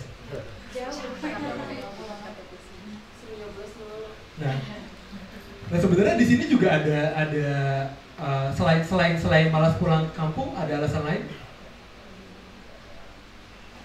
Ada kayak misalnya merasa bahwa nggak ada harapan. Alasan yang paling rasional dan paling banyak class action ya. Gue swing voter. Iya, swing voter dan segala macamnya. Mungkin kayak gitu ya. Nah sebenarnya itu bisa dilihat dalam sebuah bingkai yang bernama sinisisme politik gitu, atau political cynicism gitu. Ya mungkin di sini banyak anak politik ya, jadi aku coba pakai bahasa politik gitu. Dimana kalau kita melihat pada sinisisme politik, ya kita tuh udah bukan kelelahan lagi, tapi udah sinis gitu sama politik. Kita melihat bahwa kita udah nggak percaya lagi sama sistem politiknya, kita udah nggak berharap lagi sama ya pilihan kita gitu, kayak ya udah milih nggak milih nggak ada gunanya juga gitu. Meskipun itu seringnya kita ini kan kalau di media sosial kayak lu pilkada mesti pilih itu berdampak bla bla bla gitu, banyak informasi kayak gitu. Tapi ya kita juga udah keburu capek gitu sama hal yang kayak gini gitu. Bukan cuma situasinya, tapi juga ketika ada isu pilkada ini ya kita juga dipaksa untuk tidak kritis gitu. Dikasihnya ya tadi doang gitu, jangkut aja gitu. Oke. Jadi kebanyakan di kepala. Terus tadi soalnya aku kira kayak cuman diskusinya pertanyaan lempar gitu, ternyata satu langsung gitu ya banyak. Tadi bertanya apa lagi sih? Ada yang belum mau jawab? Pembuatan film ya. Sebenarnya pembuatan film nggak ada tantangan yang berarti sih. Aku kebetulan jadi staf produksi juga di filmnya. Mungkin tantangannya waktu itu narasumber kali ya. Jadi sebenarnya narasumbernya itu cukup banyak ya, yang sebenarnya bisa kita udah petain nih siapa aja yang kira-kira bisa gitu. Tapi ternyata yang sangat-sangat bersedia itu ya cuman tadi gitu, cuman satu orang, Bu lupa lagi namanya, padahal aku yang ngotak, Bu Yuni Sri Rahayu. Nah cuma dia doang gitu yang bersedia untuk diwawancara secara penuh gitu. Bu Lina Subekti sebenarnya juga sama gitu kan, mau, tapi waktu itu kita aku ceritain proses produksinya juga yang agak mepet gitu. Jadi sebenarnya ini ditayangin tanggal 4 Oktober kalau salah, 7 Oktober, pokoknya awal Oktober. Proses produksinya tuh sebelum penetapan calon-calonnya siapa aja. Makanya tadi di film tuh kayak masih ada bursa-bursa kayak gitu, itu karena emang kita produksinya sebelum itu ya. Jadi emang agak kurang relevan mungkin misalnya. Jadi ya diproduksinya tuh mulai bulan Mei dari podcast tadi gitu. Sebenarnya banyak podcastnya juga, ada 5 episode podcast di Kode Institute kalau misalnya teman-teman mau nonton. Ada juga ada tokoh yang disebutin sama Mbak Uyun, Mbak Titi Anggraini juga ngisi di sana. Lalu kemudian akhirnya ketika kita mau coba approach beberapa calon-calon kepala daerah perempuan, itu ada beberapa yang nolak gitu, kayak yang tampilkan sebenarnya Airin tuh, karena kita di Jakarta, yang Airin di Banten gitu. Kita mau coba kontak dia karena pada saat itu Airin itu hampir gagal nyalon karena waktu itu karena Golkarnya tuh lagi kisruh gitu ya, pergantian dari Erlangga ke Bahlil. Nah tapi di sisi lain itu kita melihat bahwa kenapa Airin bisa diwawancara gitu pada saat itu, karena Airin itu kan dinastinya kuat ya, dari Atut gitu, dinastinya Atut yang udah lama berkuasa di Banten, tapi bisa-bisanya dia bisa kalah gitu sama kekuatan politik hari ini gitu, sama si Kim Plus ini, sama si Kim Plus ini gitu. Jadi ya sebenarnya tadi kita mau coba wawancarain, cuman dia menolak gitu untuk diwawancara. Paling ya hambatannya itu aja sih. Selebihnya ya kita bisa wawancara pengamat gitu, terus ke warga juga, kayak gitu-gitu. Oh ya, disclaimer juga bahwa mau apa ya tadi? Gue lupaan. Oke, aku balik ke substansi dulu deh. Yang tadi disebutin sama Mbak Uyun gitu ya soal tata hukum, aku juga mau ikut komentar gitu, walaupun aku bukan anak hukum. Ada elit kita juga agak ngaco nih dia dalam hal perundang-undangan tentang pemilu dan pilkada ini. Kemarin teman-teman ada ikut demo nggak yang peringatan darurat? Di sini ada demo ya? Oh ada. Oh, ada ya. Kita semua universitas turun. Oh iya, bagus. 6.000. Terima kasih. Ya, itu kan revisi undang-undang pilkada ya. Undang-undang pilkada, undang-undang pemilu itu selalu diperbarui setiap dekat-dekatan politik. Tapi undang-undang partai politik itu nggak pernah berubah gitu. Sampai hari ini ya, undang-undang partai politik yang bikin jeruk makan jeruk, imunitas. Yeah. Itu yang memang penting ya. Sebenarnya justru yang penting itu adalah undang-undang partai politiknya juga yang segera direformasi gitu. Karena apa? Karena tadi seperti yang kita tonton di filmnya, hambatan terbesar dari caleg atau cakada untuk maju ke politik praktis adalah dari partai politiknya sendiri gitu. Dan undang-undang partai politik itu sampai hari ini masih tertahan gitu. Walaupun sekarang udah ada isu ya. Udah ya. Undang-undang partai politik itu nanti dimasukin di sana. Jadi kita harus kawal. Iya, udah ada wacana omnibus itu juga ya. Ada juga omnibus kebudayaan karena ini di tempat seniman gitu. Itu juga mesti dikawal juga gitu ya. Nah di situ kita juga mesti punya titik perhatian gitu, bahwa ya di partai politiknya juga bermasalah gitu. Mungkin ini juga presiden yang turun-temurun dari struktur atas sampai ke bawah gitu. Di sini ada yang anak UB semua kan? Semuanya. Iya, kayaknya semuanya UB ya. Terakhir presiden BEM UB yang perempuan siapa? Ketuanya aja nggak ada. Wali kota Malang aja nggak ada sejarahnya wali kota Malang perempuan. Presiden cuma satu. Iya, presiden cuma satu gitu ya. Ya maksudnya kalau dari struktur BEM di kampus aja itu untuk memunculkan perempuan aja sulit gitu. Aku ada cerita kemarin waktu nobar di Bandung, ada salah satu perempuan yang jadi ketua BEM Purwakarta Bandung gitu, ke daerah Purwakarta Bandung gitu. Dia cerita bahwa ketika dia maju jadi ketua gitu, ada segerombolan laki-laki yang bilang kayak gak ada laki-laki lain aja.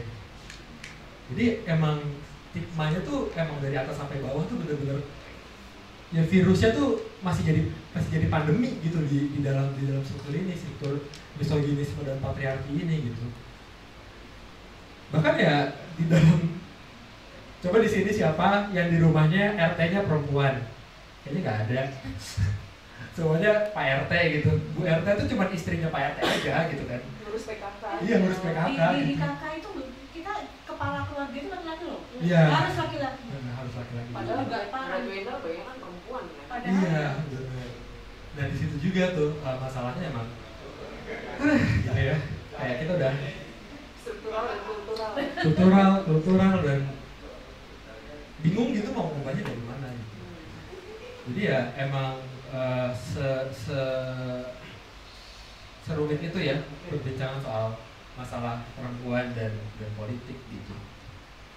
Nah, mungkin closing statementnya karena ini di Malang gitu ya, semoga setelah ini teman-teman tidak malang dan berbahagia setelah melihat kemalangan yang ada di sini dan berdiskusi soal kemalangan di sini, dan semoga tidak ada lagi perempuan-perempuan Malang yang perempuan Malang maksudnya bukan ini ya, tapi yang muncul adalah perempuan-perempuan Malang yang bisa jadi wali kota Malang karena belum pernah ada dan membawa ide-ide soal perempuan-perempuan yang juga sedang malang. Oke, teman-teman.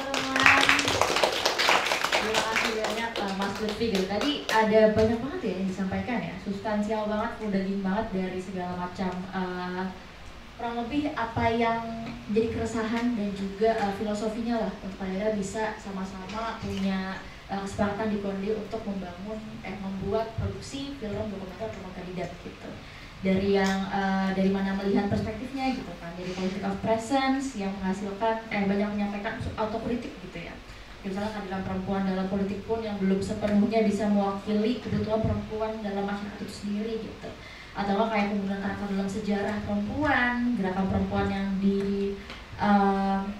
reduksi begitu kan, yang disebut juga dengan ibu negara. Lalu juga politik itu lama-kelamaan rasa jadikan sebagai kayak mainan aja gitu, sebagai sirkus yang mana pada akhirnya elit-elit ini malah menjadikan masyarakat itu saling melindungi satu sama lain gitu. Kayak musuh kita sekarang jadi vertikal gitu, kalau kita harusnya horizontal ke atas gitu kan. Lalu juga lagi-lagi kalau soal media juga di sini ngaruh banget juga soal kliks dan algoritma yang lebih bisa dirasakan juga tadi sama penjelasannya oleh Mbak Titik gitu kan. Kayak lagi-lagi media massa itu butuh algoritma yang baik, kliks dan lain-lainnya sehingga bisa mengesampingkan substansi dan juga repetitif gitu, tidak substansial. Lalu juga politik ya buat lucu-lucuan aja lah, intinya kita lagi di masa krisis banget lah sekarang karena rasa-rasanya politik itu menjadi hal yang terasa jauh dan justru masyarakat menjadi sinis gitu. Padahal dalam kehidupan sehari-hari itu kita sangat amat akan mengembangkan politik setiap hari dan setiap saatnya begitu. Intinya kalau lebih seperti itu. Teman-teman, karena pembahasan diskusi oleh tiga pemateri sudah kalau lebih sudah cukup ya oleh aku gitu. Nah, sekarang membuka kesempatan buat teman-teman untuk yang misalnya mau ngasih pernyataan, pertanyaan, mau sharing bebas banget, boleh banget teman-teman. Sebelumnya terima kasih kepada narasumber ya. Ini kok saya bacanya kok terbukanya cuma umum dengan kuota terbatas, seharusnya bisa diperluas Bu, Mbak. Acaranya bisa dipasif lagi, lebih bagus, lebih besar lagi, mungkin bisa dihadiri banyak orang lagi. Karena karena topiknya bagus, kan gitu. Baik, Bu, Bapak, Mas, terus ini saya ingin berbicara soal pertama tentang pers ya. Kita tahu dulu saya pernah sering baca bukunya Pak Jakob Utama, salah satu pendiri Kompas, yang quotes-nya itu sebenarnya masih sekarang masih relevan ya soal jurnalisme makna, jurnalisme fakta, dan jurnalisme pembangunan. Karena banyak di media-media kita itu yang sekali acuh itu fakta. Pertama fakta dalam arti kurang jeli atau kurang peka melihat ketidakadilan tadi yang di film sudah ditampilkan dan sebagainya, dan soal keterwakilan perempuan dan masih terbatas, bahkan masih mengalami kendala-kendala yang dahsyat sekali kan gitu.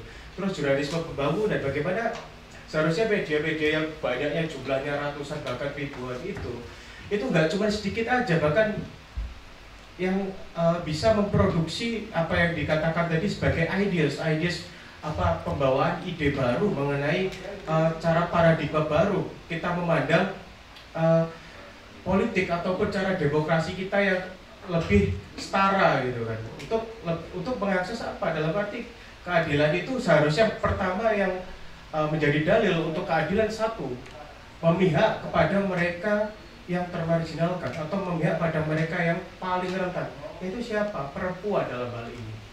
Kita tahu dalam rumah tangga tadi kan sempat disebut juga ketidakadilan yang kita rasakan secara kultural maupun struktural, itu kan kita benar-benar rasakan ya, bagaimana keputusan di rumah tangga itu cenderungan orang bapak gitu. Padahal kita tahu sendiri peran seorang ibu di situ juga menentukan, tapi yang lebih dikenal peran bapak.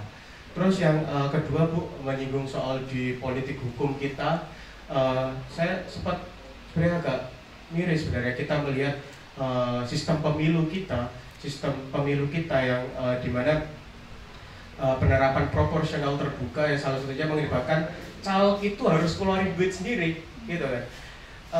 Penelitian yang terbaru, penelitian yang lama itu penelitiannya si Aspinall sama Brian Scott itu kan, soal politik uang juga gitu kan. Nggak mau caleg-caleg kita di DPRD provinsi terus kabupaten dan sebagainya itu kos politiknya nggak murah Bu gitu kan. Nah itu kalau kita kasih ke misal caleg perempuan, betapa lebih sengsaranya kan, seperti itu ya Bu ya.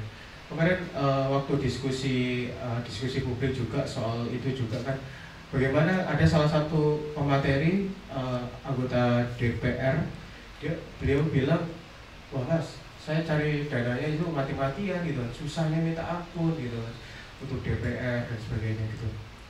Itu sih Bu, mungkin dalam hukum kita juga gitu kan.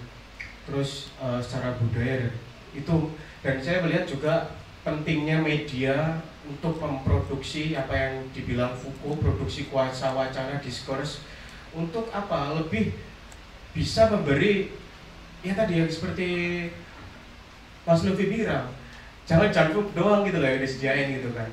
Kalau nggak ada yang mau baca, kita produksi aja gitu kan. Nggak apa-apa, kita produksi terus aja. Kalau perlu kita ciptain sendiri aja demand-nya gitu kan. Karena kalau kita nunggu, misal media ini banyak menunggu, misal harus meng-create, misal masyarakatnya harus mau dulu mengkonsumsi berita yang seharusnya, kan kita cenderung, saya sendiri misalnya, konsumsi media sosial kita itu satu per hari itu bisa lebih dari 6 jam sampai 7 jam. Dan itu informasinya siapa aja bisa ngomong tanpa ada kurasi, dan kalau kita bicara media kan ada kurasi ya Bu ya, di seleksi dulu harus masuk apa enggak, itu kan susah ya minta ampun, nulis itu kan 1 bulan 2 bulan belum tentu terbit gitu. Tapi kalau kita media sosial terlalu banyak yang dikonsumsi melalui media sosial itu kan dalam 1 kali klik 1/sekian detik informasi tersampaikan dan belum tentu itu valid dan sebagainya kan gitu Bu.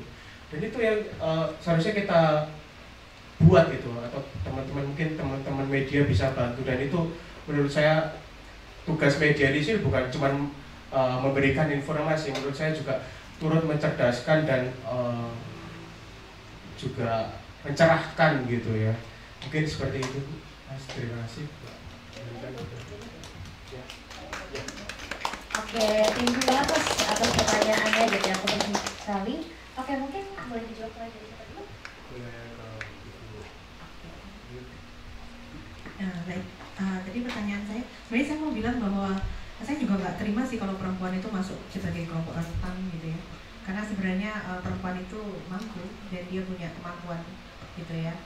Sebenarnya justru permasalahannya itu adalah karena ada sistem yang membuat perempuan itu kemudian rentan gitu. Jadi sistemnya sebenarnya, karena kalau sebenarnya perempuan diberikan kesempatan dan akses saya yakin itu challenge ya, bisa membuat perempuan itu lebih berkembang. Dan memang sistem kalau tadi bilang begitu ya, sistem politik kita memang sistem politik kita itu seperti tadi ya, menghilangkan banyak sekali pemandu perempuan, dan sebenarnya mekanisme itu ya melalui pewacanaan, salah satunya dengan media. Tadi Mbak Pipit juga sangat gamblang sekali untuk bicara soal itu. Saya ingat waktu terakhir gitu ya, kemarin ada seminar di Padang, teman-teman datangin Edward Aspinall gitu ya, terus kemudian itu bahas soal gimana kemudian ternyata demokrasi kita, pembacaan demokrasi kita itu ke depan itu lebih kepada hal-hal yang formalitas gitu ya, dan itu harus kita lawan gitu. Misalnya kayak Malang dikatakan sebagai kota layak anak gitu ya, tapi anak terlantar masih ada nggak gitu? Anak yang ini enggak, itu tapi goal secara kota itu goal sebagai layak anak, goal sebagai kota HAM gitu ya, tapi hak asasinya mana? Goal nggak hak perempuan. Jadi instrumen-instrumen hak asasi manusia itu saat ini sudah mulai diformalkan, termasuk wacana-wacana yang masuk ke dalam. Kemarin ada temuan dari Neil, salah satu riset juga gitu ya, bahwa demokrasi yang kemudian dimunculkan di dalam narasi-narasi Google itu banyak juga yang kemudian itu mengarah pada model demokrasi yang sebenarnya demokrasi itu prosedural sekali gitu ya. Jadi tidak memperhitungkan hal-hal yang istilahnya demokrasi dalam pengertian yang sesungguhnya gitu ya. Tapi yang penting datang, yang penting ikut, yang penting ini gitu ya. Tapi apakah kontribusinya ada atau tidak, atau apakah meaningfulnya itu terjaga atau enggak gitu ya, idenya tadi terjaga atau tidak, itu tidak dipikirkan. Saya sepakat kalau misalnya memang perlu ada ruang-ruang diskusi seperti ini gitu ya. Tadi di awal juga kita bicara bahwa seringkali kampus kering gitu ya kalau bicara soal diskusi, dan memang terformalistik dalam birokrasi gitu ya, seolah-olah diskusi. Tapi kita untuk diskusi gayeng yang udah sampai selesai, sampai kita tuh mau ngapain sih, gerakan apa yang kita lakukan, itu nggak ada di dalam kampus. Jadi problem kekeringan kampus kita ini juga harus kita munculkan gitu ya. Istilahnya bagaimana kemudian membuat kampus-kampus kita itu menjadi bukan hanya di kampus, tapi transfer knowledge itu nggak berputar di dalam ini ya. Saya nggak tahu ya di dalam lingkungan kampus itu kenapa bisa sampai seperti ini gitu ya. Jadi diskusi-diskusi yang substansial, yang goal pada gerakan itu nggak ada. Jadi kalau kita datang seminar itu, bayangkan konferensi itu ya, kita datang setelah itu oke, selesai, orang keluar belanja apa-apa gitu ya. Itu sudah jadi umum, conference di mana-mana kejadiannya kayak gitu semua. Jadi nggak ada substansial actionnya seperti apa, workshop yang benar-benar itu nggak ada gitu ya. Jadi itu yang sebenarnya menjadi salah satu hal yang sebenarnya juga perlu dimunculkan, karena itu juga berpengaruh kepada hal-hal yang kemudian membuat istilahnya produk-produk politik kita juga nggak berbicara, karena yang bikin politik juga kebanyakan juga orang hukum, dan ketika orang hukum itu kemudian dia nggak, mohon maaf ya, memang sekarang eranya memang hukum banget gitu loh, tapi bukan rule of law lagi, rule by law gitu ya. Jadi ya hukum dibuat itu untuk pelanggar gitu ya, untuk melanggar gitu ya, menyimpangi gitu. Dan saya sebagai orang hukum malu dengan amat sangat untuk mengajarkan apa yang benar di dalam kelas gitu ya, karena ya nyatanya nggak benar gitu ya, elektoral kita melihat situasi nggak benar, dan itu memang kompleks ya problemnya, dan harus kita urai bersama-sama gitu. Ya, dan lewat pembodohan kampus juga sih sebenarnya. Gitu. Speak louder. Oh ya. Enggak usah. Sebenarnya tadi bukan pertanyaan, mungkin tadi banyaknya pernyataan gitu ya. Kemudian kita bertiga coba tanggapi gitu ya. Sepakat sebelumnya sama Mbak Uyun bahwa soal bahasa gitu ya, bukan perempuan dan kemiskinan, tapi perempuan dan pemiskinan gitu. Jadi ketika kita berbicara soal kemiskinan, seringnya tuh kita mungkin dari kecil juga ya.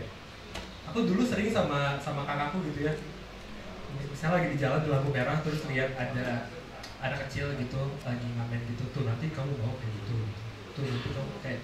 Tapi sekarang tuh aku sadar bahwa ya mereka tuh menjadi begitu karena pemiskinan yang dilakukan oleh secara sistematis oleh negara gitu. Bahkan di dalam amanat undang-undang sendiri kan sebenarnya mereka seharusnya dijaga dan dilindungi sama negara gitu, tapi itu tidak dilakukan. Lalu kemudian soal media, ya tadi udah panjang lebar sebenarnya ngomongin soal bagaimana media seharusnya bertindak gitu. Tapi di sisi lain juga tadi ada yang belum mention tuh, sekarang media tuh bukan cuma media massa yang tadi di website di Google aja ya Mbak ya, tapi juga ada yang namanya homeless media gitu. Di sini ada anak komunikasi nggak ya? Enggak ya? Atau jurnalistik gitu, nggak ada ya? Jadi homeless media itu adalah media yang nggak punya rumah, itu cuman translate doang kayak waktu Gibran gitu. Homeless media adalah media yang ada di media sosial gitu biasanya. Dia nggak punya website, tapi ya ada aja di media sosial, kayak misalnya Depok 24 jam, terus di Malang misalnya ada yang mau follow akun yang suka ngepost info Malang gitu, info Malang Raya gitu, info Malang kayak gitu. Itu kan cuma ada di media sosial doang kan. Nah di situ juga sekarang tuh lagi banyak perbincangan gitu ya di kalangan jurnalis dan pakar komunikasi gitu soal penempatan homeless media ini, apakah dia masuk ke media massa atau bukan, itu masih debatable gitu sebenarnya. Nah di situ juga kita bisa melihat kecenderungan kita yang hari ini lebih sering baca media sosial gitu, yang juga informasinya masih kayak gitu. Bahkan belum lagi kolom komentar yang sering diisi buzzer dan sebagainya macamnya. Konde juga beberapa kali sering diserang sama buzzer. Yang masif itu waktu itu di kasus aksi Kamisan sesaat setelah kemenangan Prabowo quick count di 14 Februari.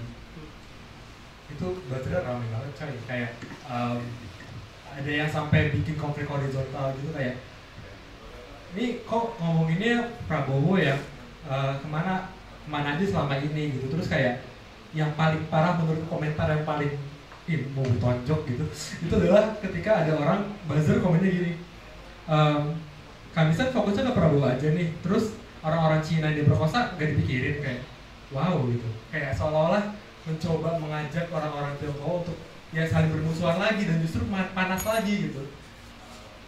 Itu sih kayak ya tantangannya berlipat gitu ya di apa yang disebut Habermas sebagai ruang publik gitu yang seharusnya public space-nya itu diisi dengan hal-hal yang sifatnya kritikal tapi malah diisi sama buzzer-buzzer gitu.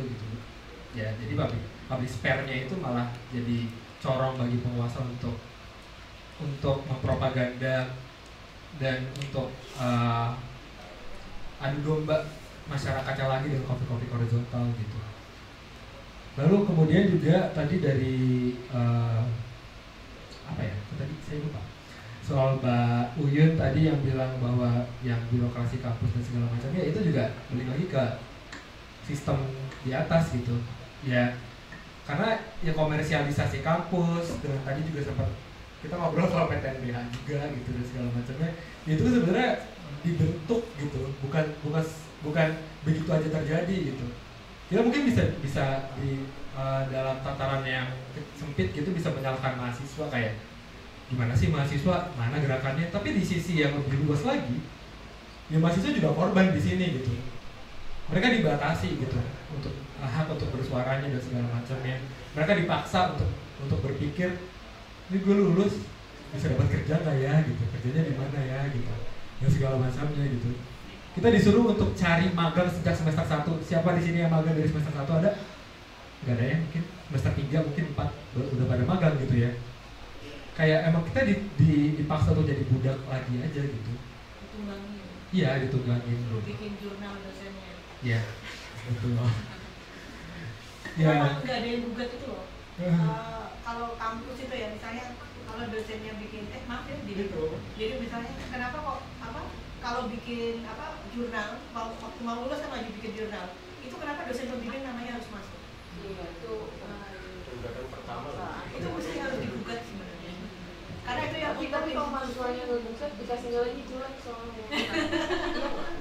Dosen-dosen dia ya. Iya, itu UB yang lain ya. Bakri. Iya, Bakri, Jakarta. UB di Jakarta. Jauh lah, UB UB-nya bukan UB sini.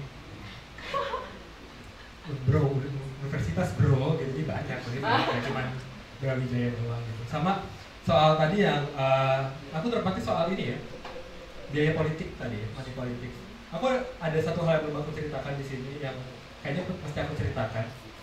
Kayak tadi kan kita bahasnya soal keterwakilan perempuan dan perempuan-perempuan potensial ya. Tapi di sisi lain ada satu hal yang menarik yang menurutku patut di-highlight juga di pemilu 2024 ini. Ketika munculnya cara-cara pinggiran gitu. Di Jakarta misalnya, Konde deket sama jaringan PRT dan jaringan rakyat miskin kota gitu. Yang kemarin memunculkan beberapa kader calegnya di partai buruh gitu. Ada Mbak Yuni dan Mbak Yunisih dan segala macamnya. Dan mungkin gak cuma di Jakarta ya, di kota-kota lain juga banyak. Ada cerita unik dari perjalanan kelompok-kelompok dalam tanda kutip pinggiran gitu ya, PRT, latar belakang PRT, terus pekerja-pekerja pabrik yang kemudian nongol gitu jadi caleg. Waktu kemarin Konde nobar juga di FSBPI. FSBPI itu serikat buruh yang isinya itu perempuan semua. Di sana ada cerita yang bilang kalau ketika si PRT ini turun untuk kampanye, Mbak Yuni turun untuk kampanye, sekeliling bahkan dalam lingkungannya Mbak Yuni sendiri itu pada menolak gitu, karena ya elah gitu, PRT mah ngapain sih nyalek gitu. Jadi kayak ada stigmanya sendiri gitu. Juga dari JRMK gitu, ada yang udah keliling-keliling kampanye, nawarinya program segala macam, di akhir ditanya minyak gorengnya mana, berasnya mana gitu. Jadi emang biaya politik, soal money politik itu emang keras banget gitu di akar rumput gitu. Karena apa? Ya karena mereka ini gitu, si elit-elit ini yang cara mainnya kayak gitu. Si Prabowo bilang, udahlah pilkada gak usah ada gitu, kedepannya dipilih aja sama DPRD karena pilkadanya itu mahal gitu, yang bikin mahal ya elu, yang protes elu gitu kan, yang bikin mahal ya sistem mereka sendiri yang mesti menggelontorkan uang segitu banyak untuk money politik dan segala macamnya gitu, bukan pilkadanya gitu sebenarnya. Nah itu dia gitu yang kemudian jadi fokus kritik juga gitu ya soal money politik gitu, dimana di masyarakat juga ya udah kemakan sama itu. Ketika ditawarin program, kita senasib nih, si Jadema bilang kita senasib, kita sama-sama rentan gitu. Mau perempuan, suamimu sekarang kerja di mana gitu sebagai buruhnya statusnya apa, kontrak, PKWT atau PKWTT atau bahkan outsourcing gitu. Ada satu kasus di mana dia outsourcing, terus dia bilang si yang itu, terus dia bilang yang outsourcing ini, nah saya outsourcing aja udah syukur mbak, sekarang cari kerja susah kayak gitu. Jokowi mah udah baik kayak gitu. Ini real terjadi di lapangan gitu. Nah ketika dia menawarkan program untuk setidaknya revisi ya RUU Cipta Kerja dengan menghapus outsourcing segala macamnya, itu tuh nggak sulit untuk ditangkap gitu. Yang gampang ditangkap ya minyak goreng, beras, sembako, karena harganya mungkin nggak terjangkau bagi mereka yang ada di pinggiran gitu. Kalau mereka sejahtera ya mungkin mereka nggak akan kemakan itu. Mereka kepengen yaudah gimana akses transportasi publik yang baik, trotoar yang baik gitu, baru mereka kesana gitu. Selagi perut mereka lapar, yang mereka pikirkan cuma itu, dan elit tahu soal itu. Mungkin itu sih. Kalau saya nanggapin soal politik itu mungkin sekarang lebih vulgar ya orang ngasih amplop dan sebagainya. Kalau menurut saya itu saya bukan rangkum ya, tapi kalau misalnya KPU Bawaslu tegas mungkin apakah bisa dicegah gitu ya, misalnya tidak berkelanjutan, karena yang menerima kan juga kena sanksi juga nih mbak ya. Nah, soalnya kita nggak pernah ada kasus yang diusut sampai tuntas gitu, kalau ada bagi-bagi sembako, kerudung di pengajian gitu ya, itu cuma lewat aja tapi nggak pernah ada yang sampai diusut secara tuntas. Mungkin penegakan hukum juga menjadi uji supaya demokrasi, pemilihan secara langsung dan kualitas demokrasi itu jadi lebih sehat gitu ya. Oke, gimana mas? Kalau masalah pos politik ini benar-benar di semua sektor. Kalau saya lihat, karena ketika kita debat bupati aja kita rata-rata mungkin di atas 50 M, gubernur tuh sampai 200 sampai 300. Dan itu seorang bupati atau gubernur itu nggak mungkin dia nggak pakai sponsor dan sebagainya gitu kan. Akhirnya pemberian konsesi tambah kepada pihak ketiga dan sebagainya kan. Eksploitasi lah di situ, eksploitasi di situ yang rugi siapa? Perempuan dulu yang dirugikan karena aktivitas pertambangan. Kita lihat misal teman-teman kita, saudara kita di Wadas misalnya, tambang batu andesit di atas, sumber mata pencaharian mereka akhirnya kan hilang. Lalu sumber air hilang. Siapa yang membutuhkan air paling ini kan kalau kita lihat secara perempuan yang pertama. Hasil kalau saya bermuara ya ini balik lagi partai politik kita ini harus tobat lah harusnya ini kan. Karena mereka yang muaranya di situ dan mereka sendiri ya nggak mau selesai sama urusannya. Dan ini sibuk yang saya lihat juga ini partai politik itu kan punya namanya perwakilannya di DPR dan sebagainya gitu. Atau misal di kabinet ketika menyusun kabinet apa namanya ini loh Bu, mereka itu kan partai politik butuh modal buat gerakin organisasinya. Seringkali penentuan misal siapa yang letak di kementerian apa dan apa itu kan seringkali menjadi perebutan yang sangat sengit gitu kan. Dan itu apa sih yang direbutin bukan soal isu atau misal program, yang direbutin soal duit lagi-lagi. Dan itu ya kalau gini terus susah gitu kan. Kalau yang katanya Gus Ridho Abardi selama sejak era reformasi partai di Indonesia itu nggak ada yang namanya oposisi partai politik. Persaingan antara partai politik tuh habis ketika misal sebelum atau misal ketika mau pemilu, setelah itu ketika musim kabinet atau misal ketika di parlemen udah selesai. Misal mengawal isu tertentu ya tiba-tiba hangus saja gitu. Malah bentuk yang namanya kalau dia sebut kartel dalam partai politik gitu. Akhirnya sama-sama bareng-bareng jadi maling nih Bu. Itu miris Bu. Itu tanggapannya gimana Bu sebagai ahli hukum gitu, sebagai orang hukum?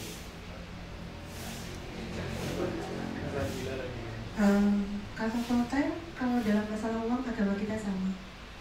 Itu yang artinya dalam politik itu terjadi gitu ya.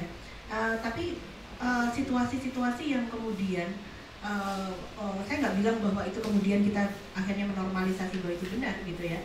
Yang jadi masalah itu pemilu kita itu kompleks sekali. Sekarang ada Dewan DK Dewan Kehormatannya DKPP gitu ya. Ada Bawaslu, kewenangannya aja tarik ulur gitu ya. Terus pidana, sejauh mana ada kasus yang dipidanakan gitu. Buktinya harus masuk ke dalam rezim hukum acara pidana yang itu kalau nggak tertangkap, kalau nggak kelihatan, kalau nggak ini nggak akan dimasukkan ke dalam proses hukum. Jadi sebenarnya problem pemilu kita memang kompleks sekali gitu ya. Dan dari pemilu yang kompleks itu yang dirugikan banyak perempuan. Yang kemudian tadi saya juga sepakat misalnya tentang situasi-situasi kemudian perempuan ini ya itu tadi yang muncul itu adalah bahwa caleg perempuan 14.000 gitu ya, mereka kehilangan hak suaranya gitu ya, karena sistem ini. Nah, apakah partai politik ini perlu dirubah? Perlu dirubah, tapi yang jadi masalah mana mau DPR kita mau merubah undang-undang partai politik yang menguntungkan mereka. Bagaimana mereka mau ngekat uang pemasukan mereka dari partai politik? Kalau kita mau goal untuk proyek yang di institusi apapun, itu kendaraannya semua partai politik. Kalau nggak pakai partai politik, nggak ada. Yang perlu kita rubah adalah saya senang sekali gitu ya dengan adanya partai hijau, partai buruh gitu ya, karena itu merubah mindset bahwa kita itu keterwakilan itu tidak hanya sekedar keterwakilan yang tidak ada masanya, artinya tidak karena mekanisme yang kemudian berkembang itu adalah bagaimana kemudian keterwakilan ini benar-benar muncul begitu ya, benar-benar memiliki basis massa yang jelas gitu. Kita ingin belajar dari Jerman yang kemudian partai buruhnya begitu vokal gitu ya, dan kemudian mereka juga berani untuk mengatakan bahwa mengatakan kalau calegnya nggak bagus tarik gitu ya, dan mekanisme itu berjalan efektif gitu, sedangkan di partai kita enggak gitu ya. Partai yang ada di caleg-caleg atas itu adalah memang seringkali mereka adalah orang-orang yang sudah putarannya pasti itu, nanti terpilih juga pasti itu gitu. Jadi dan sebenarnya pembobolan Bjorka yang kemudian memunculkan bahwa KTP kita digunakan tanpa persetujuan kita, itu juga melanggengkan orang-orang yang ada di level ini tadi. Jadi sebenarnya fraud dalam negara ini tuh banyak gitu ya, dan kita nggak bisa melakukan itu sendiri karena negara pakai Pegasus, kita nggak punya pegangan apa.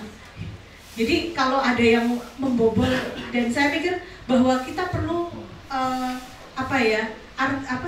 AI yang lebih canggih begitu ya, untuk bisa melihat semua itu gitu ya, situasi-situasi yang ada di balik gitu ya, bagaimana permainan global ini kepada yang kemudian itu mensasar bagaimana kemudian komersialisasinya atau kapitalisnya pemilu kita yang kemudian memang nggak benar-benar nanti akan mewujudkan demokrasi tapi tokenistik gitu.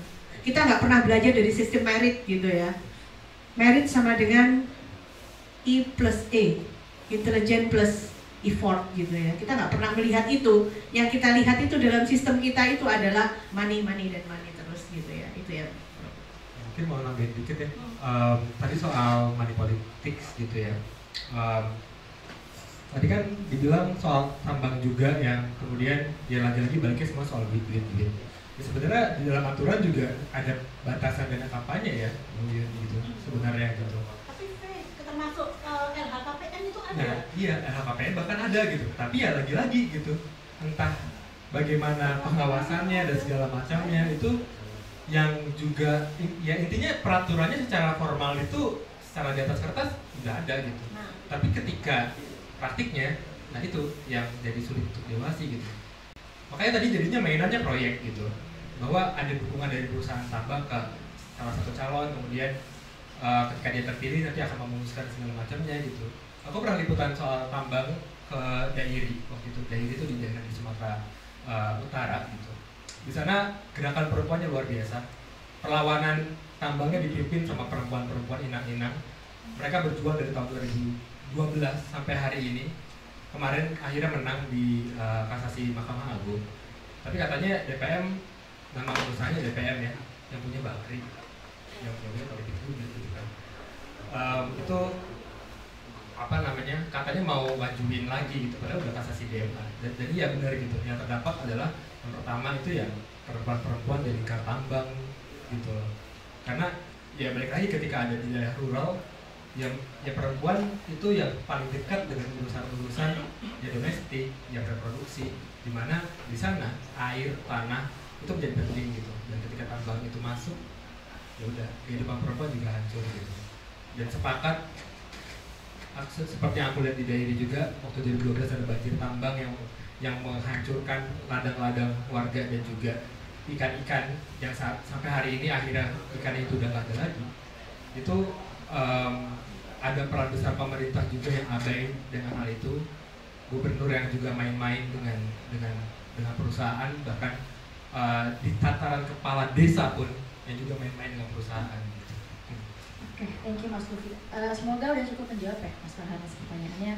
Sebenarnya mungkin teman-teman kita minta maaf banget karena sudah menunjukkan waktu dan mulai pukul maghrib ya. Jadi setelah ini kita mungkin dengan berat hati ya, kita harus memudahkan gitu acara nobar dan juga diskusi pada sore hari ini. Aku mengucapkan terima kasih banyak kepada teman-teman yang sudah hadir dan juga sudah turut mendengarkan juga berpartisipasi dalam acara kali ini. Terima kasih juga kepada tiga narasumber kita yang sudah berdiskusi, bertukar pikiran dengan banyak ilmu-ilmu ya, yang harapannya dapat teman-teman bawa pulang juga dari sini. Dan perlu diingat juga, ruang diskusi nggak hanya di sesi Q&A tadi, tapi setelah ini juga masih bisa gitu untuk berdiskusi, pun juga di luar forum-forum seperti ini juga pasti masih akan ada terus banyak gitu forum-forum diskusi. Terakhir mungkin aku izin menyampaikan sebuah quotes ya, yang harapannya itu bisa encapsulate banget tema kita pada hari ini. Ini dari Ratu Hemas, kalau teman-teman tahu, dia itu adalah senator dari daerah istimewa Yogyakarta. Dia bilang tidak ada kebijakan berperspektif gender tanpa kehadiran perempuan di politik. Tidak ada kesetaraan gender tanpa kesungguhan semua pihak untuk mendukung perempuan Indonesia untuk maju. Demokrasi pincang tanpa kehadiran perempuan sebagai penentu. Baik, mungkin itu saja yang bisa kami sampaikan. Terima kasih dan maaf dan selamat kata. Wassalamualaikum warahmatullahi wabarakatuh. Shalom, swastiastu, namo buddhaya, salam sejahtera semua. Aku kembalikan ke MC. Oh iya, tadi ada pesan yang selalu disampaikan setiap nobar gitu. Jadi teman-teman setelah dari forum ini untuk menabrak bubble-bubble itu, biar gak cuma di sini, harapannya pesan-pesan yang ada di diskusi hari ini ya disampaikan gitu ke teman-teman di luar forum ya gitu. Ini pesan aja sih, sampaikan kalau hanya satu ayat ke teman-teman kalian gitu, biar ya semuanya jadi paham gitu, gak cuman ada di ruangan ini aja gitu bubble, jadi kita bisa nabrak bubble gitu. Maaf, motong. Oke, terima kasih kepada hadirin semua, terutama kepada narasumber dan juga moderator kami, Alda. Narasumbernya ada Mbak Uyun, Mas Lutfi dan juga Mbak Pipit ya.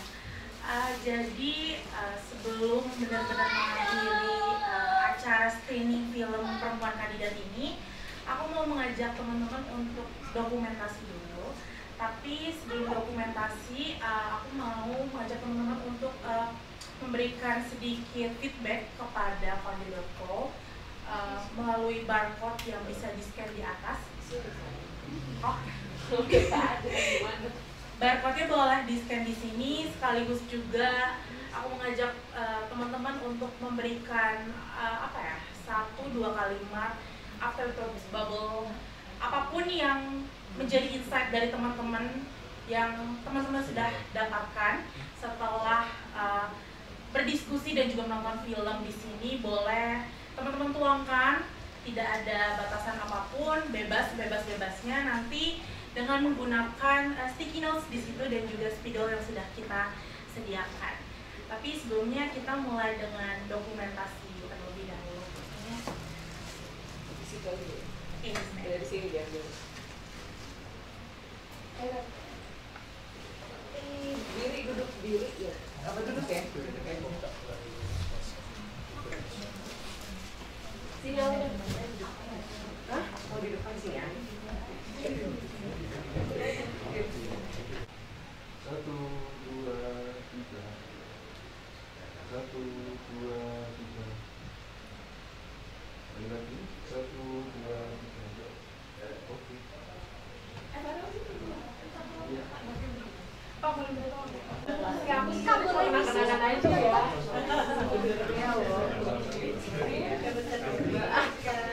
Kamu buat lucu-lucuan kenal-kenalan ada gila katanya. Begini ya.